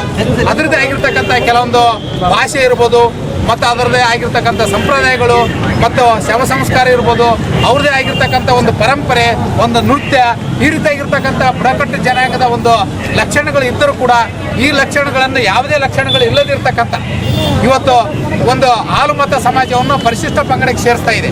ಇದು ನಮ್ಮ ವಿರೋಧವಿದೆ. ಯಾಕಂದರೆ ಅವರು ಶೈಕ್ಷಣಿಕವಾಗಿ ಮುಂದುವರೆದಿದ್ದಾರೆ, ಆರ್ಥಿಕವಾಗಿ ಮುಂದುವರೆದಿದ್ದಾರೆ ಮತ್ತು ಅದೇ ರೀತಿಯಾಗಿ ಎಲ್ಲ ರಂಗದಲ್ಲಿಯೂ ಕೂಡ ಮುಂದುವರೆದಿದ್ದಾರೆ. ಆದರೆ ಯಾವ ಬುಡಕಟ್ಟು ಲಕ್ಷಣಗಳು ಇಲ್ಲದಿರ್ತಕ್ಕಂಥ ಒಂದು ಅನ್ಯ ಸಮಾಜವನ್ನು ಈ ಒಂದು ಜಾತಿಗಳನ್ನು ಪರಿಶಿಷ್ಟ ಪಂಗಡಕ್ಕೆ ಸೇರಿಸಿದರೆ ನಿಜವಾಗಿರ್ತಕ್ಕಂಥ ಪರಿಶಿಷ್ಟ ಪಂಗಡದಲ್ಲಿರ್ತಕ್ಕಂಥ ಇವತ್ತು ಜನಾಂಗಕ್ಕೆ ಬಹಳ ದೊಡ್ಡ ಅನ್ಯಾಯ ಆಗ್ತದಂತ ಈ ಸಂದರ್ಭದಲ್ಲಿ ನಾನು ಖಂಡಿಸ್ತಾ ಇದ್ದೀನಿ. ಇವತ್ತು ಮಾನ್ಯ ಪ್ರತಿಭಟನೆಯಲ್ಲಿ ಸಂಘಟನೆ ಅಧ್ಯಕ್ಷ ಅಂಬಣ್ಣ ನಾಯಕ್, ಗೌರವ ಅಧ್ಯಕ್ಷ ಶಂಕರಗೌಡ ಕೋಳಿಹಾಳ, ಉಪಾಧ್ಯಕ್ಷ ರಂಗಪ್ಪ ನಾಯಕ್, ಶಂಕರ್ ನಾಯಕ್, ಗಂಗಾಧರ್ ನಾಯಕ್ ತಿಂತಳಿ, ವೆಂಕಟೇಶ್ ನಾಯಕ್, ಭರಮಯ್ಯ ನಾಯಕ್, ಶಿವರಾಜ್ ನಾಯಕ್, ಸುರೇಶ್ ನಾಯಕ್, ಬಸನಗೌಡ ಪಾಟೀಲ್, ಪರಮಣ್ಣ ನಾಯಕ್, ರಾಜನ್ ನಾಯಕ್ ಸೇರಿದಂತೆ ಅನೇಕರು ಭಾಗವಹಿಸಿದ್ದರು. ಇಂದು ಭಾರತೀಯ ಸಂಸ್ಥೆ ಜಿಲ್ಲಾ ಶಾಖೆ ವತಿಯಿಂದ ನಗರಸಭೆ ರಾಯಚೂರು ಹಾಗೂ MD ವಿಲೇಜ್ ಫೌಂಡೇಶನ್ ಇವರ ಸಂಯುಕ್ತಾಶ್ರಯದಲ್ಲಿ ವಿಪತ್ತು ನಿರ್ವಹಣೆ ಹಾಗೂ ಮೃದು ಕೌಶಲ್ಯ ಅಭಿವೃದ್ಧಿ ಕುರಿತು ಮಾಹಿತಿ ಕಾರ್ಯಾಗಾರವನ್ನು ರಾಯಚೂರು ನಗರದ ನಗರಸಭೆಯ ಸಭಾಂಗಣದಲ್ಲಿ ನಗರಸಭೆ ಸಿಬ್ಬಂದಿಗಳಿಗೆ ಹಮ್ಮಿಕೊಳ್ಳಲಾಯಿತು. ಇಂದು ಭಾರತೀಯ ಸಂಸ್ಥೆ ಜಿಲ್ಲಾ ಶಾಖೆ ವತಿಯಿಂದ ನಗರಸಭೆ ರಾಯಚೂರು ಹಾಗೂ ಎಂಡಿ ವಿಲೇಜ್ ಫೌಂಡೇಶನ್ ಇವರ ಸಂಯುಕ್ತಾಶ್ರಯದಲ್ಲಿ ವಿಪತ್ತು ನಿರ್ವಹಣೆ ಹಾಗೂ ಮೃದು ಕೌಶಲ್ಯ ಅಭಿವೃದ್ಧಿ ಕುರಿತು ಮಾಹಿತಿ ಕಾರ್ಯಾಗಾರವನ್ನು ರಾಯಚೂರು ನಗರದ ನಗರಸಭೆಯ ಸಭಾಂಗಣದಲ್ಲಿ ನಗರಸಭೆ ಸಿಬ್ಬಂದಿಗಳಿಗೆ ಹಮ್ಮಿಕೊಳ್ಳಲಾಯಿತು. ಈ ಕಾರ್ಯಕ್ರಮಕ್ಕೆ ಪೌರಾಯುಕ್ತರಾದ ಮೆಹಬೂಬ್ ಜಿಲಾನ್ ಕುರೇಶ್ ಚಾಲನೆ ನೀಡಿದರು. ನಗರಸಭೆ ಸಿಬ್ಬಂದಿಗಳ ಕಾರ್ಯ ಶ್ಲಾಘನೀಯ ಎಂದು ತಿಳಿಸಿದರು. ದೀಪಾ ಅವರು ಮೃದು ಕೌಶಲ್ಯಗಳ ಕುರಿತು ಮಾಹಿತಿ ನೀಡಿದರು. ವಿಪತ್ತು ನಿರ್ವಹಣೆ ಕುರಿತು ಅತಾವುಲ್ಲಾ ವಕೀಲರು ಜಿಲ್ಲಾ ಕಾರ್ಯದರ್ಶಿಗಳಿಗೆ ಭಾರತೀಯ ರೆಡ್ ಕ್ರಾಸ್ ಸಂಸ್ಥೆ ರಾಯಚೂರು ಮಾಹಿತಿ ನೀಡಿದರು. ಯುವ ರೆಡ್ ಕ್ರಾಸ್ ಜಿಲ್ಲಾ ಸಹ ಸಂಚಾಲಕರಾದ ಶ್ರೀನಿವಾಸ್ ರಾಯಚೂರ್ಕರ್ ಮುಖ್ಯ ಅತಿಥಿಗಳಾಗಿ ಆಗಮಿಸಿ ನಗರಸಭೆ ಸಿಬ್ಬಂದಿಗಳು ವಿಪತ್ತು ನಿರ್ವಹಣೆ ಬಗ್ಗೆ ತಿಳಿದುಕೊಳ್ಳಲು ತಿಳಿಸಿದರು. ಪೌರ ಕಾರ್ಮಿಕರು ತಮ್ಮ ಆರೋಗ್ಯದ ಬಗ್ಗೆ ಕಾಳಜಿ ವಹಿಸಲು ತಿಳಿಸಿದರು. ಶಿಕ್ಷಣ ವಿಭಾಗದ ಜಿಲ್ಲಾ ಸಂಚಾಲಕರಾದ ಡಾ ದಂಡಪ್ಪ ಬಿರಾದರ್ ಮಾತನಾಡಿ, ಪೌರ ಕಾರ್ಮಿಕರ ಸೇವೆಯಿಂದ ಇಂದು ರಾಯಚೂರು ಸ್ವಚ್ಛ ನಗರವನ್ನಾಗಿ ಕಾಣುತ್ತಿದೆ. ಕಾರ್ಮಿಕರಾಗಿ ಉತ್ತಮ ನೌಕರರಾಗಿ ನಾವು ಯಶಸ್ವಿಯಾಗಲಿಕ್ಕೆ ಹೇಗೆ ಸಾಧ್ಯ ಹೇಳಿದ್ರು. ಈ ಒಂದು ಕಾರ್ಯಕ್ರಮದಲ್ಲಿ ನಾನು ಜಾಸ್ತಿಯನ್ನು ಮಾತಾಡಲು ಇಷ್ಟಪಟ್ಟೆ. ನಮ್ಮ ದೊಡ್ಡಪ್ಪ ಬಿರಾದರ್ ಸರ್ ಅವರು ಹೇಳಿದ್ರು, ನಮ್ಮ ಪ್ರತಿನಿಧಿ ಅವರು ಹೇಳಿದ್ರು. ಅದೇ ರೀತಿಯಾಗಿ ನಿಮ್ಮೆಲ್ಲರ ಜೀವನದಲ್ಲಿ ಈ ಕಷ್ಟಗಳು ಅನ್ನೋದು ದೇವರು ಕಡಿಮೆ ಮಾಡಿ ಎಲ್ಲರೂ ಸುಖದ ದಿನಗಳು ಬರಲಿ, ಎಲ್ಲರೂ ಸುಖವಾಗಿ ಬಾಳ್ಲಿ ಅಂತ ಹೇಳ್ತಾ ನಮ್ಮ ನಗರಸಭೆಯಲ್ಲಿ ಯಾವತ್ತೂ ನಾವು ವರ್ಕ್ ಪ್ರೆಷರ್ನಲ್ಲಿ ಕೆಲಸ ಮಾಡ್ತಾ ಇದ್ವಿ. ಈ ಒಂದು ಕಾರ್ಯಕ್ರಮವನ್ನು ಸಹ ನಾವು ಹಾಕೊಂಡಿದ್ದೀವಿ. ನಮ್ಮ ಇವ್ರು ಹೇಳಿದ್ರು, ನಮ್ಮ ಎಲ್ಲ ಕಾರ್ಮಿಕರು ನಮ್ಮೆಲ್ಲ ಸಹೋದರರು ಊಟ ಮಾಡಲಾರ್ದ ಹಂಗೆ ಬಂದಾರ ಅಂತ ಹೇಳಿದ್ರು. ನೋಡ್ರಿ, ಕಡೆ ಸಂತೋಷ ಆಗ್ತದೆ, ಇನ್ನೊಂದ್ ಕಡೆ ದುಃಖ ಆಗ್ತದೆ. ಏನಪ್ಪ ನಮ್ ಜನ ಊಟ ಮಾಡಿಲ್ಲಲ್ಲ ಇನ್ನು ಅನ್ನೋಂಥ ದುಃಖ ಒಂದ್ ಕಡೆ ಇರ್ತದೆ. ಹೌದಲ್ಲ? ಇಂಥ ಒಂದು ಕಾರ್ಯಕ್ರಮವನ್ನು ಯಶಸ್ವಿಯಾಗಲಿಕ್ಕೆ ಕಾರಣಕರ್ತರಾಗಿರುವಂತ ನಿಮ್ಮೆಲ್ಲರಿಗೂ ನಾನು ಮತ್ತೊಮ್ಮೆ ಧನ್ಯವಾದ ಹೇಳ್ತಾ ನನ್ನ ಮಾತು ಮುಗಿಸ್ತೀನಿ. ಜೈ ಹಿಂದ್. ನಗರಸಭೆ ವ್ಯವಸ್ಥಾಪಕರಾದ ರಾಜು ಅವರು ಮಾತನಾಡಿ, ಪ್ರತಿಯೊಬ್ಬರೂ ರಾಯಚೂರು ನಗರವನ್ನು ಸ್ವಚ್ಛವನ್ನಾಗಿಸಲು ಪ್ರಯತ್ನ ಪಡಬೇಕೆಂದು ಕರೆ ನೀಡಿದರು. ಕಂದಾಯ ಅಧಿಕಾರಿಗಳಾದ ಮಾರಪ್ಪ ವೇದಿಕೆ ಮೇಲೆ ಉಪಸ್ಥಿತರಿದ್ದರು. ಕೃಷ್ಣ ಕಟ್ಟಿಮನಿ ಅವರು ಸ್ವಾಗತಿಸಿದರು. ಇಂದು ಜಿಲ್ಲಾ ಉಸ್ತುವಾರಿ ಸಚಿವರು ಡಾ ಶರಣ್ ಪ್ರಕಾಶ್ ಪಾಟೀಲ್ ಅವರು ಕೃಷಿ ಉತ್ಪನ್ನ ಮಾರುಕಟ್ಟೆ ಸಮಿತಿ ರಾಯಚೂರಿಗೆ ಭೇಟಿ ನೀಡಿ ರೈತರಿಗೆ ಯಾವುದೇ ರೀತಿಯ ಸಮಸ್ಯೆಯಾಗದಂತೆ ಕೃಷಿ ಇಲಾಖೆ ನೋಡಿಕೊಳ್ಳಬೇಕು, ರೈತರ ಸಮಸ್ಯೆಗಳಿಗೆ ಸ್ಪಂದಿಸಬೇಕು ಎಂದು ಅಧಿಕಾರಿಗಳಿಗೆ ಸೂಚನೆ ನೀಡಿದರು. ಇಂದು ಜಿಲ್ಲಾ ಉಸ್ತುವಾರಿ ಸಚಿವರು ಡಾ ಶರಣ್ ಪ್ರಕಾಶ್ ಪಾಟೀಲ್ ಅವರು ಕೃಷಿ ಉತ್ಪನ್ನ ಮಾರುಕಟ್ಟೆ ಸಮಿತಿ ರಾಯಚೂರಿಗೆ ಭೇಟಿ ನೀಡಿ ರೈತರಿಗೆ ಯಾವುದೇ ರೀತಿಯ ಸಮಸ್ಯೆಯಾಗದಂತೆ ಕೃಷಿ ಇಲಾಖೆ ನೋಡಿಕೊಳ್ಳಬೇಕು, ರೈತರ ಸಮಸ್ಯೆಗಳಿಗೆ ಸ್ಪಂದಿಸಬೇಕು ಎಂದು ಅಧಿಕಾರಿಗಳಿಗೆ ಸೂಚನೆ ನೀಡಿದರು.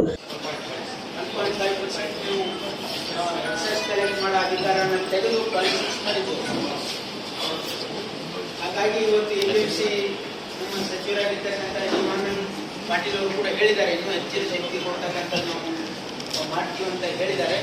ಅದಕ್ಕೆ ಬಹುಶಃ ಮುಂದಿನ ಒಂದು ವಿಧಾನಸಭೆಯಲ್ಲಿ ಆ ಯೋಜನೆಯನ್ನು ತಂದು ಇವತ್ತು ಖಂಡಿತವಾಗಿ ನಿಮಗೆ ಹೆಚ್ಚಿನ ಶಕ್ತಿಯನ್ನು ಕೊಡ್ತಕ್ಕಂಥ ಕೆಲಸ ನಾವು ಮಾಡ್ತೀವಿ. ನನ್ನ ಸಲಹೆ ಇಷ್ಟೇನೆ ನಮಗೆಲ್ಲ, ಯಾಕಂದ್ರೆ ಎಪಿಎಂಸಿ ಇದೇ ಸಂದರ್ಭದಲ್ಲಿ ನೂತನವಾಗಿ ಆಯ್ಕೆಯಾದ ಅಧ್ಯಕ್ಷರು, ಉಪಾಧ್ಯಕ್ಷ ಮತ್ತು ಸದಸ್ಯರುಗಳಿಗೆ ಶುಭ ಹಾರೈಸಿದರು. ಈ ಸಂದರ್ಭದಲ್ಲಿ ರಾಯಚೂರು ಗ್ರಾಮೀಣ ಕ್ಷೇತ್ರದ ಜನಪ್ರಿಯ ಶಾಸಕರಾದ ಗದ್ದಲ್ ಬಸನಗೌಡ ಅವರು, ಕೆಪಿಸಿಸಿ ಪ್ರಧಾನ ಕಾರ್ಯದರ್ಶಿ ಎ ವಸಂತಕುಮಾರ್, ಸಿಂಧನೂರು ಶಾಸಕರು ಹಂಪನಗೌಡ ಬಾದರ್ಲಿ, ಕಾಂಗ್ರೆಸ್ ಪಕ್ಷದ ಮುಖಂಡರು, ಕಾರ್ಯಕರ್ತರು, ಅಧಿಕಾರಿಗಳು ಉಪಸ್ಥಿತರಿದ್ದರು. ಇಂಗಾಲದ ನಿಯಂತ್ರಣ ಇಂದಿನ ಅತ್ಯವಶ್ಯಕ ಆದ್ಯತೆಯಾಗಬೇಕು, ಇಲ್ಲದಿದ್ದರೆ ಜೀವಸಂಕುಲ ವಿನಾಶದ ಹಾದಿ ಹಿಡಿಯಲಿದೆ ಎಂದು ಉಪವಲಯ ಅರಣ್ಯ ಅಧಿಕಾರಿ ರಾಜಶೇಖರ್ ಹೇಳಿದರು. ಅಲ್ಪಸಂಖ್ಯಾತ ಜೀವ ಸಂಕುಲಗಳಿಗೆ ಆಶ್ರಯ ತಾಣವಾಗಿರುವ ಭೂಮಿ ಜೀವ ಸಂಕುಲದ ಜನನ ಹಾಗೂ ಅಸ್ತಿತ್ವಕ್ಕಿರುವ ಏಕೈಕ ಆಸರೆ. ಭೂಮಿಯ ಮೇಲಿನ ವಾತಾವರಣ ಹಾಗೂ ಪರಿಸರ ಮಾನವನ ಜೀವನ ಮತ್ತು ಆರೋಗ್ಯದ ಮೇಲೆ ನೇರವಾದ ಪರಿಣಾಮ ಬೀರುತ್ತದೆ. ಇತ್ತೀಚಿನ ದಿನಗಳಲ್ಲಿ ವ್ಯಾಪಕವಾಗಿ ಬದಲಾಗುತ್ತಿರುವ ಮಾನವನ ಜೀವನ ಶೈಲಿ, ನಾಗರೀಕರಣ, ಕೈಗಾರಿಕಾ ಕ್ರಾಂತಿ, ಪ್ಲಾಸ್ಟಿಕ್ನ ಅಪರಿಮಿತ ಬಳಕೆ, ವಿದ್ಯುತ್ ಚಾಲಿತ ಐಷಾರಾಮಿ ಸಾಧನಗಳ ಅತಿಯಾದ ಬಳಕೆ, ವಾಹನಗಳಿಂದ ಉಂಟಾಗುವ ಹೊಗೆ ಮುಂತಾದವೆಲ್ಲವೂ ಸೇರಿ ಪರಿಸರವನ್ನು ವಿಪರೀತವಾಗಿ ಮಲಿನಗೊಳಿಸಿವೆ. ಈ ಎಲ್ಲ ಮೂಲಗಳಿಂದ ಉತ್ಪಾದನೆಯಾಗುತ್ತಿರುವ ಇಂಗಾಲ ಮನುಷ್ಯನ ಅಸ್ತಿತ್ವವೇ ಇಲ್ಲದಂತೆ 100 ವರ್ಷ ಕಳೆದರೂ ಕರಗಲಾರದು. ಹಾಗಾಗಿ ಇಂಗಾಲದ ನಿಯಂತ್ರಣ ಇಂದಿನ ಅತ್ಯವಶ್ಯಕ ಆದ್ಯತೆಯಾಗಬೇಕು, ಇಲ್ಲದಿದ್ದರೆ ಜೀವ ಸಂಕುಲ ವಿನಾಶದ ಹಾದಿ ಹಿಡಿಯಲಿದೆ ಎಂದು ಉಪವಲಯ ಅರಣ್ಯ ಅಧಿಕಾರಿ ರಾಜಶೇಖರ್ ಹೇಳಿದರು. ನಗರದ ಸರ್ಕಾರಿ ಪ್ರಥಮ ದರ್ಜೆ ಮಹಿಳಾ ಕಾಲೇಜಿನ ರಾಷ್ಟ್ರೀಯ ಸೇವಾ ಯೋಜನೆ ಘಟಕವು ದತ್ತು ಗ್ರಾಮ ಒಡವಾಟಿಯಲ್ಲಿ ಹಮ್ಮಿಕೊಂಡಿದ್ದ 2022-23ನೇ ಸಾಲಿನ ವಾರ್ಷಿಕ ವಿಶೇಷ ಶಿಬಿರದ ಸಮಾರೋಪ ಸಮಾರಂಭದ ಮುಖ್ಯ ಅತಿಥಿಗಳಾಗಿ ಮಾತನಾಡಿದ ಅವರು, ವಾತಾವರಣದಲ್ಲಿ ಲೀನವಾಗುತ್ತಿರುವ ಘನ, ದ್ರವ ಮತ್ತು ವಾಯು ರೂಪದ ಕಾರ್ಬನ್ನಿನ ನಿಯಂತ್ರಣದಿಂದ ಮಾತ್ರ ಉತ್ತಮ ಆರೋಗ್ಯ, ಯೋಗ್ಯ ಪರಿಸರ ಹೊಂದಲು ಸಾಧ್ಯ. ಪ್ಲಾಸ್ಟಿಕ್ ಬಳಕೆಯ ನಿಷೇಧ ಹಾಗೂ ಹೆಚ್ಚು ಗಿಡಮರಗಳ ಬೆಳೆಸುವುದರಿಂದ ಕಾರ್ಬನ್ ನಿಯಂತ್ರಣ ಸಾಧ್ಯ. ಈ ನಿಟ್ಟಿನಲ್ಲಿ ಸರ್ಕಾರಿ ಮಹಿಳಾ ಕಾಲೇಜಿನ ರಾಷ್ಟ್ರೀಯ ಸೇವಾ ಯೋಜನೆ ಘಟಕವು ವ್ಯರ್ಥ ಪ್ಲಾಸ್ಟಿಕ್ ಚೀಲಗಳನ್ನು ಸಂಗ್ರಹಿಸಿ ಅದರಲ್ಲಿ ಸಸಿ ಬೆಳೆಸುತ್ತಿರುವುದು ಮತ್ತು ವಾರ್ಷಿಕ ವಿಶೇಷ ಶಿಬಿರದ ಅಂಗವಾಗಿ 75 ಸಸಿಗಳನ್ನು ಒಡವಾಟಿಯ ಸಾರ್ವಜನಿಕ ಸ್ಥಳಗಳಲ್ಲಿ ನೆಟ್ಟಿರುವ ಕಾರ್ಯವು ಪ್ರಶಂಸನೀಯವಾಗಿದೆ ಮತ್ತು ಪರಿಸರ ಸಂರಕ್ಷಣೆಯಲ್ಲಿ ಅದರ ಬದ್ಧತೆಯನ್ನು ತೋರ್ಪಡಿಸುತ್ತದೆ ಎಂದರು.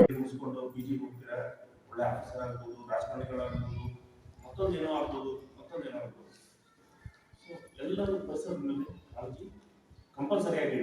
ಯಾಕಂದ್ರೆ ನಿಮ್ಮ ಮನೆ ಇರ್ಬೋದು, ಹಿತ್ತಲು ಇರ್ಬೋದು, ಮುಂದೆ ಇರ್ಬೋದು, ಕೋಣೆ ಇರ್ಬೋದು, ಊರು ಇರ್ಬೋದು, ಶಾಲೆ ಇರ್ಬೋದು, ಎಲ್ಲಿ ಹೋಗ್ಬೋದು, ಗಿಡ ಮರಗಳು ಇಲ್ಲ, ಸಾಧ್ಯ ಆದರೆ ನೀವು ಗಿಡ ಮರ ನೆಟ್ಟು ಕಾಪಾಡಿ.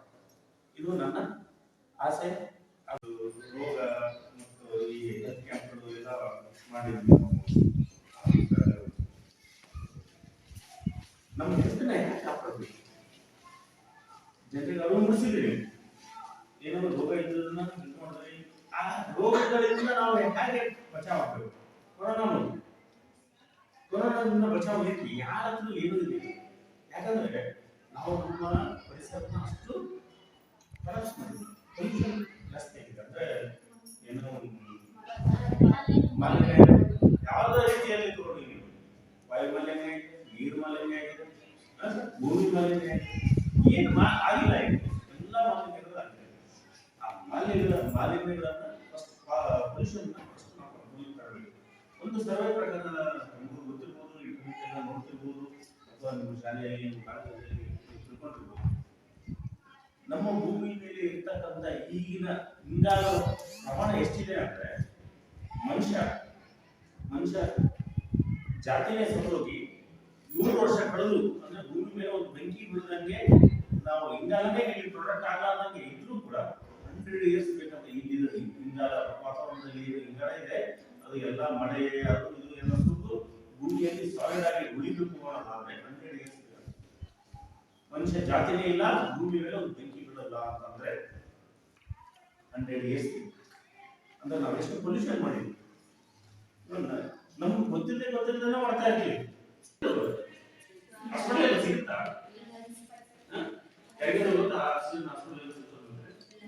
ಕಾಲೇಜಿನ ರಾಷ್ಟ್ರೀಯ ಸೇವಾ ಯೋಜನೆ ಕಾರ್ಯಕ್ರಮ ಅಧಿಕಾರಿ ಡಾಕ್ಟರ್ ಸಂತೋಷ್ ಕುಮಾರ್ ರೇವೂರ್ ದತ್ತು ಗ್ರಾಮ ಒಡವಾಟಿಯಲ್ಲಿ ಆಯೋಜಿಸಿದ್ದ 2022-23ನೇ ಸಾಲಿನ ವಾರ್ಷಿಕ ವಿಶೇಷ ಶಿಬಿರದ 7 ದಿನಗಳ ಅವಧಿಯಲ್ಲಿ ಅನುಷ್ಠಾನಕ್ಕೆ ತರಲಾದ ಕಾರ್ಯಚಟುವಟಿಕೆಗಳು ಮತ್ತು ಸಾಧಿಸಲಾದ ಧ್ಯೇಯೋದ್ದೇಶಗಳ ಕುರಿತು ವಿಸ್ತೃತ ವರದಿಯನ್ನು ಪ್ರತಿನಿತ್ಯ ಕೂಡ ಸಾಂಸ್ಕೃತಿಕ ಕಾರ್ಯಕ್ರಮಗಳು ಇರುತ್ತೆ ಸರ್. ಸಾಂಸ್ಕೃತಿಕ ಕಾರ್ಯಕ್ರಮಗಳು ಅಂತಂದ್ರೆ ಜಾನಪದ ನೃತ್ಯಗಳು ಮತ್ತು ಅದಕ್ಕೂ ಮೊದಲು ಪ್ರತಿನಿತ್ಯ ಒಂದು ಸಾಮಾಜಿಕ ನಾಟಕ ಇರುತ್ತೆ ಸರ್.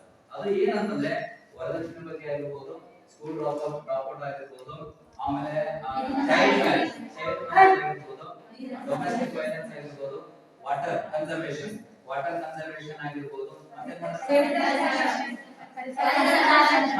ಎನ್ವೈರನ್ಮೆಂಟಲ್ ಪ್ರೊಟೆಕ್ಷನ್ ಆಗಿರ್ಬೋದು, ಹೀಗೆ ಆಮೇಲೆ ವಿಲೇಜ್ ಸ್ಯಾನಿಟೇಷನ್ ಅದರ ಬಗ್ಗೆ ಇಷ್ಟು ನಾಟಕಗಳನ್ನು ಮಾಡಿದ್ದಾರೆ. ಈಗಾಗಲೇ ಬೆಂಗಳೂರು ಮುಟ್ಟಿ ಅಪ್ರಿಸಿಯೇಷನ್ ಕೂಡ ಬಂದಾಗಿದೆ. So this is what our NSS is. ಎಷ್ಟು ಡೆಡಿಕೇಟೆಡ್ ಆಗಿ ವರ್ಕ್ ಅಂದ್ರೆ ಇವ್ರದ್ದು ಕಾರ್ಯಕ್ರಮ ಬೆಳಿಗ್ಗೆ 5 ಗಂಟೆ ಶುರು ಆಗ್ತಿತ್ತು ಸರ್. ರಾತ್ರಿ 10 ಇನಾಗ್ರೇಷನ್ ಬಂದಾಗ DHS ಅವರು ಚೀಫ್ ಗೆಸ್ಟ್ ಆಗಿದ್ದರು. ಅವರು ತಮ್ಮ ಮಾತುಗಳಲ್ಲಿ ನಮಗೆ ಒಂದು ಚಾಲೆಂಜ್ ಕೊಟ್ಟರು, ಟಾಸ್ಕ್ ಕೊಟ್ಟರು. ಏನಂತಂದ್ರೆ ಈ ಗ್ರಾಮದಲ್ಲಿ ನೀವು ಟಾಯ್ಲೆಟ್ ಅಂಡ್ ಸ್ಯಾನಿಟೇಷನ್ ಸರ್ವೆ ಮಾಡಿರಬೇಕು. ಸೊ ಅದರ ಪ್ರಕಾರ ಅವ್ರ ಮಾತಿನ ಪ್ರಕಾರ ನಾವು ಟಾಯ್ಲೆಟ್ ಅಂಡ್ ಸ್ಯಾನಿಟೇಷನ್ ಸರ್ವೆ ಮಾಡಿದ್ರೆ ನಾನೇ ಸ್ಪಾಟ್ ಅಲ್ಲಿ ಒಂದು ಫೋಟೋನ ರೆಡಿ ಮಾಡಿದ್ದೇನೆ. ಅದರ ಪ್ರಕಾರ ಒಟ್ಟಾರೆ ಆ ಒಂದು ಮನೆಯಲ್ಲಿ ಟೋಟಲ್ ನಂಬರ್ ಆಫ್ ಡೋರ್ಸ್ ಎಷ್ಟಿದೆ, ಇವರಲ್ಲಿ total number of doors. So ಅದಾದ್ಮೇಲೆ ಆ ಮನೆಯಲ್ಲಿ ಒಟ್ಟು ಜನರು ಎಷ್ಟಿದ್ದಾರೆ ಸದಸ್ಯರು 1 ರಿಂದ 18 ವರ್ಷದವರೆಗೆ, 19 ರಿಂದ 60 ವರೆಗೆ, 60 ಮೇಲ್ಪಟ್ಟು 3 ಕ್ಯಾಟಗರಿಗಳನ್ನ ಮಾಡಿದ್ವಿ. ಅದರ ಪ್ರಕಾರ 1 ರಿಂದ 18 ವರ್ಷ ಇದ್ದವರ ಸಂಖ್ಯೆ 819, 18 ರಿಂದ 60 ವರ್ಷದ ವಯೋಮಿತಿ ಹೊಂದಿರುವವರು 600, 60 ಮೇಲೆ ಇರುವವರು 220. ಒಟ್ಟು ನಮಗೆ ಲಭ್ಯವಿರುವ ಜನಸಂಖ್ಯೆ 2639. ಅದರಲ್ಲಿ ಒಟ್ಟು ಶೌಚಾಲಯಗಳಿದ್ದು 292. ಒಟ್ಟು ಶೌಚಾಲಯಗಳಿದ್ದು 242 ಕ್ಷಮಿಸಿ 242 ಶೌಚಾಲಯ ಇಲ್ಲದೆ ಇರೋ ಮನೆಗಳು 155. ಶೌಚಾಲಯ ಇದ್ರೂ ಕೂಡ ಬಳಸ್ತಕ್ಕಂತ ಮನೆಗಳು 140. ಶೌಚಾಲಯ ಇದ್ದು ಬಳಕೆ ಮಾಡದೇ ಇರೋದು 155. ಮಾಡುವ ಸಂಖ್ಯೆ ಕಡಿಮೆ ಇದ್ರೂ ಕೂಡ ಮಾಡುವ ಸಂಖ್ಯೆ ಹೆಚ್ಚು. ಆಮೇಲೆ ಕಂಡಕ್ಟ್ ಮಾಡ್ತಿದ್ರು ಡೊನೇಷನ್ ಬಗ್ಗೆ. ಅವಾಗ ನಮ್ಮ ವ್ಯಾಲೆಂಟೈನ್ಸ್ ವಿಡಿಯೋ ಬಂದಾಗ 121 ಸಿವಿಲಿಯನ್ಸ್ ತಮ್ಮ ಹೆಸರನ್ನ ರಿಜಿಸ್ಟ್ರೇಷನ್ ಮಾಡಿದ್ರು ಸರ್. ಅದ್ರ ಪರಿಣಾಮವಾಗಿ ಇವತ್ತು ನಾವು ಒಳ್ಳೆ ಡೊನೇಷನ್ ಮಾಡೋಕೆ ಸಹಾಯ ಆಯಿತು. ಈ ಕನ್ಸಾಲಿಡೇಟೆಡ್ ರಿಪೋರ್ಟ್ ಅನ್ನ ನಾನು ನನ್ನ ಮನೆಗೆ ಹೋಗಿ ನೀಟಾಗಿ ಪ್ರಿಪೇರ್ ಮಾಡ್ಕೊಂಡು ಅಟೆಸ್ಟಿವ್ ಸರ್ಕಾರದಿಂದ ಜ್ಞಾನಗಳಿಂದ ತಗೊಂಡು ನಾನು ಏನಂತಂದ್ರೆ through DH sir definitely government of ಕರ್ನಾಟಕಕ್ಕೆ ಕಳಿಸ್ತೀನಿ. ಅದೊಂದು ಒಂದು ಕಾಪಿ ಗ್ರಾಮ ಪಂಚಾಯತಿ ಕೊಡ್ತೀವಿ. ಅದಕ್ಕೆ ಒಂದು ಕಾಪಿ, ಯಾಕಂದ್ರೆ ಅದು ಗ್ರಾಮ ಪಂಚಾಯತಿ ಅಧ್ಯಕ್ಷರು ಹೇಳಿದ್ರು ನಮಗೆ ನೀವು ಇಂಥದ್ದು ಮಾಡ್ಕೊಡಿ ಅಂತ. ಸೊ ಅವ್ರಿಗೂ ಇದನ್ನ ಮಾಡ್ತೀವಿ ಕೊಡ್ತೀವಿ.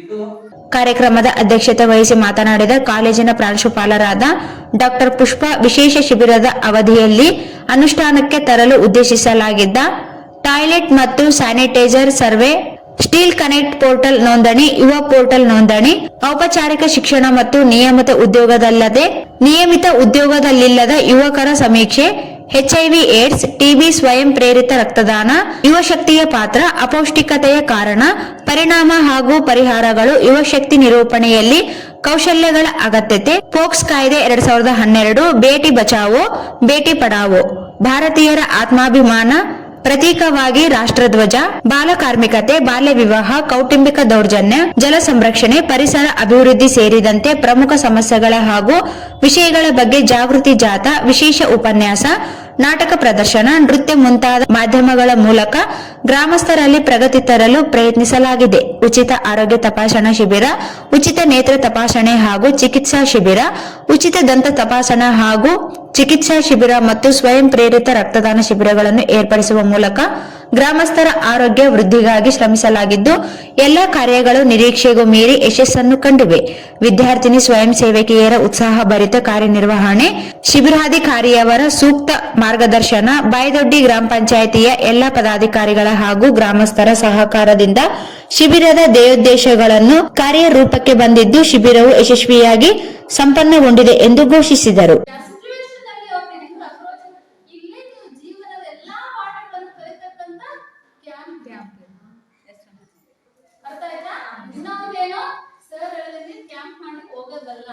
ನಿಮ್ಮ ಜೀವನದ ಗುರಿಯನ್ನು ಏನಿದೆ ಅಂತ ಇಲ್ಲೇ ನೀವು ಡಿಸೈಡ್ ಮಾಡಬೇಕು. ಯಾಕಂದ್ರೆ almost all are final year students. ನಮ್ ದೇವ್ರ ಶಕ್ತಿ ಕೊಟ್ಟಿದ್ದಾನೆ, ಹೆಣ್ಮಕ್ಳೆಲ್ಲ ಶಕ್ತಿ ಕೊಟ್ಟಿದ್ದಾನೆ, ಎಲ್ಲಾ ಕಡೆ ನಿಭಾಯಿಸಂತ ಶಕ್ತಿ ಕೊಟ್ಟಿದ್ದಾನೆ. ಮನೆ ಎಜುಕೇಶನ್ ಏನ್ ಹೇಳ್ತೀನಲ್ಲ, ಅಂಗಳದ ರಂಗೋಲಿಯಿಂದ ಹಿಡಿದು ನಿಭಾಯಿಸಂತ ಶಕ್ತಿ ಕೊಟ್ಟಿದ್ದಾನೆ. ಅಡುಗೆ ಮನೆಯಿಂದ ಹಿಡಿದು ಕಚೇರಿಯ ಕಡತದ ನಿಭಾಯಿಸಂತ ಶಕ್ತಿ ಕೊಟ್ಟಿದ್ದಾನೆ. ಆ ಶಕ್ತಿನ ನಾವು ಉಪಯೋಗಿಸ್ಕೋಬೇಕು. ಆ ಶಕ್ತಿ ನಿಮ್ಮಲ್ಲಿದೆ, ಅದು ಯಾವಾಗ ಬಡದಾಡಿಸ್ಬೇಕು, ಯಾರಿಂದ ಎದ್ದಾಡುತ್ತೆ ಅದು ನಿಮಗ್ ಬಿಟ್ಟಿರೋದು. ಅರ್ಥ ಆಯ್ತಾ? So don't think that I am weak. ಯಾವತ್ತೂ ಅನ್ಕೋಬಾರ್ದು. ಆಮೇಲೆ especially I thank Santosh Kumar sir for making this camp very successful. ತುಂಬಾ ಯಶಸ್ವಿಯಾಗಿ 2022-23 ಕ್ಯಾಂಪ್ ಅನ್ನ ಚೆನ್ನಾಗಿ ನಿಭಾಯಿಸಿದ್ದಾರೆ, ಯಶಸ್ವಿಯಾಗಿದ್ದೀರಾ. ಆಮೇಲೆ ನಿಮ್ಮನ್ನ ಕಾಳಜಿಯಿಂದ ನೋಡಿಕೊಂಡು ವಾಪಸ್ ತರ್ತಿದ್ದಾರೆ. 7 ದಿನ ನೀವು ಅಬ್ಜೆಕ್ಟಿವ್ಸ್ ಏನಿದ್ದಾರೆ, ನಾವಲ್ಲಿ ಹೋದ್ಮೇಲೆ ಏನೇನ್ ಮಾಡ್ಬೇಕು, ಏನೇನ್ ಕಲಿಬೇಕು, ಏನೇನ್ ಕಲಿಸ್ಬೇಕು ವಿದ್ಯಾರ್ಥಿನಿಯರಿಗೆ. ಈ ಗ್ರಾಮದ ದತ್ತು ಗ್ರಾಮ ಅಂತ ತಗೊಂಡಿದ್ದಾರೆ. ಈ ವರ್ಷದ ಶಿಬಿರ ಏನಿತ್ತಲ್ಲ, ಬರೀ ಆರೋಗ್ಯದ ಕ್ಯಾಂಪ್ ಇತ್ತು.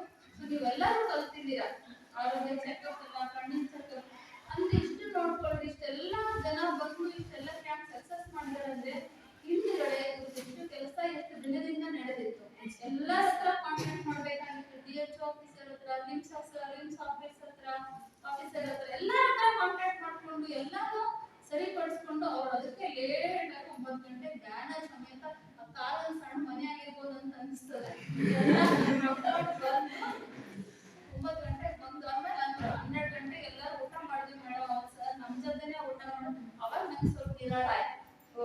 ಟಾಸ್ಕ್ ಅನ್ನ ತುಂಬಾ ಯಶಸ್ವಿಯಾಗಿ ಮುಗಿಸಿದೆ. ಆಯ್ತಾ?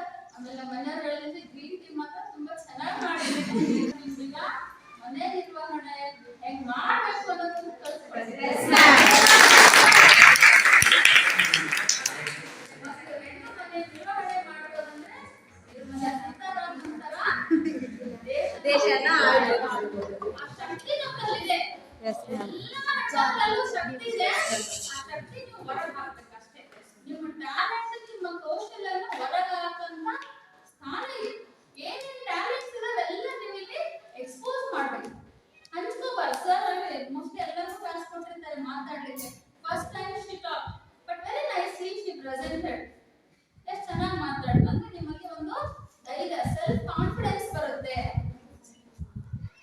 BA ದ್ವಿತೀಯ ವರ್ಷದ ವಿದ್ಯಾರ್ಥಿನಿ ಸ್ವಯಂ ಸೇವಕಿ ಜ್ಯೋತಿ ಉತ್ತಮ ಶಿಬಿರಾರ್ಥಿ ಎಂದು ಮತ್ತು ಶಿಫಾ ನರಸಮ್ಮ ಹಾಗೂ ಗಿರಿಜಾ ಉತ್ತಮ ಶಿಬಿರ ನಾಯಕರೆಂದು ಘೋಷಿಸಲಾಯಿತು. ಕಾರ್ಯಕ್ರಮದಲ್ಲಿ ಗ್ರಾಮದ ಯುವ ನಾಯಕ ಹನುಮಂತ್ ನಾಯಕ್, ಆಶಾ ಕಾರ್ಯಕರ್ತೆಯರು, ವಿದ್ಯಾರ್ಥಿನಿಯರು ಹಾಗೂ ಗ್ರಾಮಸ್ಥರು ಉಪಸ್ಥಿತರಿದ್ದರು. ಕೊನೆಯಲ್ಲಿ ಮತ್ತೊಮ್ಮೆ ಮುಖ್ಯಾಂಶಗಳು. ಬಿಜೆಪಿಯ ದುರಾಡಳಿತ ಅಂತ್ಯಗೊಳಿಸಲು ಬೆಂಗಳೂರಿನಲ್ಲಿ ಅನುಭವ ಮಂಟಪ, ವಿವಿಧ ಸಂಘಟನೆಗಳೊಂದಿಗೆ 3 ದಿನ ಚರ್ಚೆ. SRE remand. GESCOM MD Rahul Pandey ದುರಾಡಳಿತ. ಆಗಸ್ಟ್ 5ರೊಳಗೆ ಬೇಡಿಕೆಗಳಿಗೆ ಸ್ಪಂದಿಸದಿದ್ದರೆ ಸಿಎಂಗೆ ಮುತ್ತಿಗೆ. ವೆಂಕಟೇಶ್.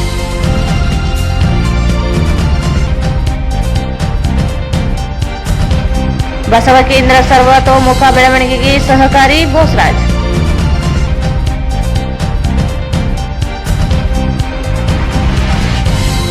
ಆಗಸ್ಟ್ 4ರಿಂದ 6ರವರೆಗೆ ಕೃಷಿ ವಿಶ್ವವಿದ್ಯಾಲಯದಲ್ಲಿ ಸಿರಿಜೀವನ ಶೈಲಿಯ ಆರೋಗ್ಯ ಶಿಬಿರ. ಟಿ. ಬಸವರಾಜ್.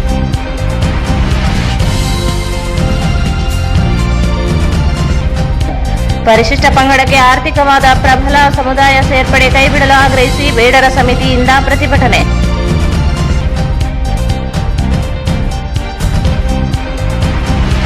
ವಿಪತ್ತು ನಿರ್ವಹಣೆ ಹಾಗೂ ಮೃದು ಕೌಶಲ್ಯ ಅಭಿವೃದ್ಧಿ ಕುರಿತು ಮಾಹಿತಿ ಕಾರ್ಯಾಗಾರ.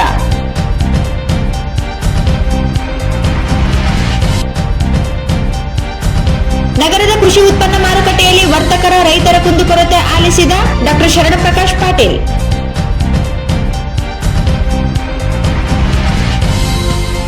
ಮತ್ತು ವಾತಾವರಣದಲ್ಲಿನ ಕಾರ್ಬನ್ ಪ್ರಮಾಣ ನಿಯಂತ್ರಿಸದಿದ್ದರೆ ಜೀವ ಸಂಕುಲದ ವಿನಾಶ, ಉಪವಲಯ ಅರಣ್ಯಾಧಿಕಾರಿ ರಾಜಶೇಖರ್. ಇಲ್ಲಿಗೆ ವಾರ್ತಾ ಪ್ರಸಾರ ಮುಕ್ತಾಯವಾಯಿತು. ಮುಂದಿನ ವಾರ್ತೆಗಳೊಂದಿಗೆ ಮತ್ತೆ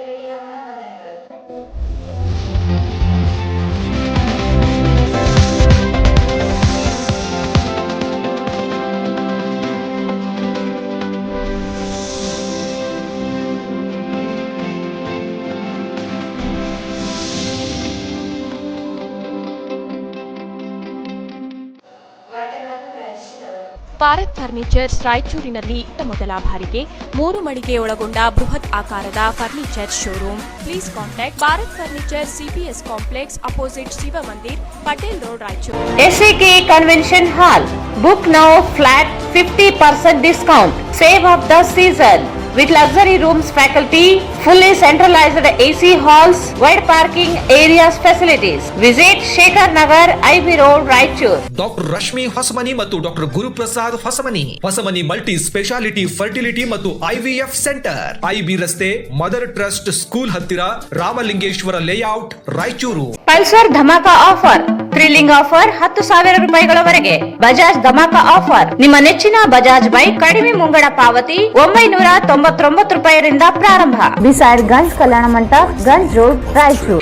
visit KTB jewel palace, Udayanagar, station road, Raichur. Shri Raghavendra ghee. Shri Raghavendra first time in Raichur under water aqua tunnel show. ರಾಷ್ಟ್ರೀಯ ಗ್ರಾಹಕರ ಮೇಳ ಪ್ರತಿದಿನ ಸಂಜೆ 4 ಗಂಟೆಯಿಂದ ರಾತ್ರಿ 9:30ರವರೆಗೆ. Near Raj Kamal hotel, beside Swagat function hall, Goshal road, Raichur.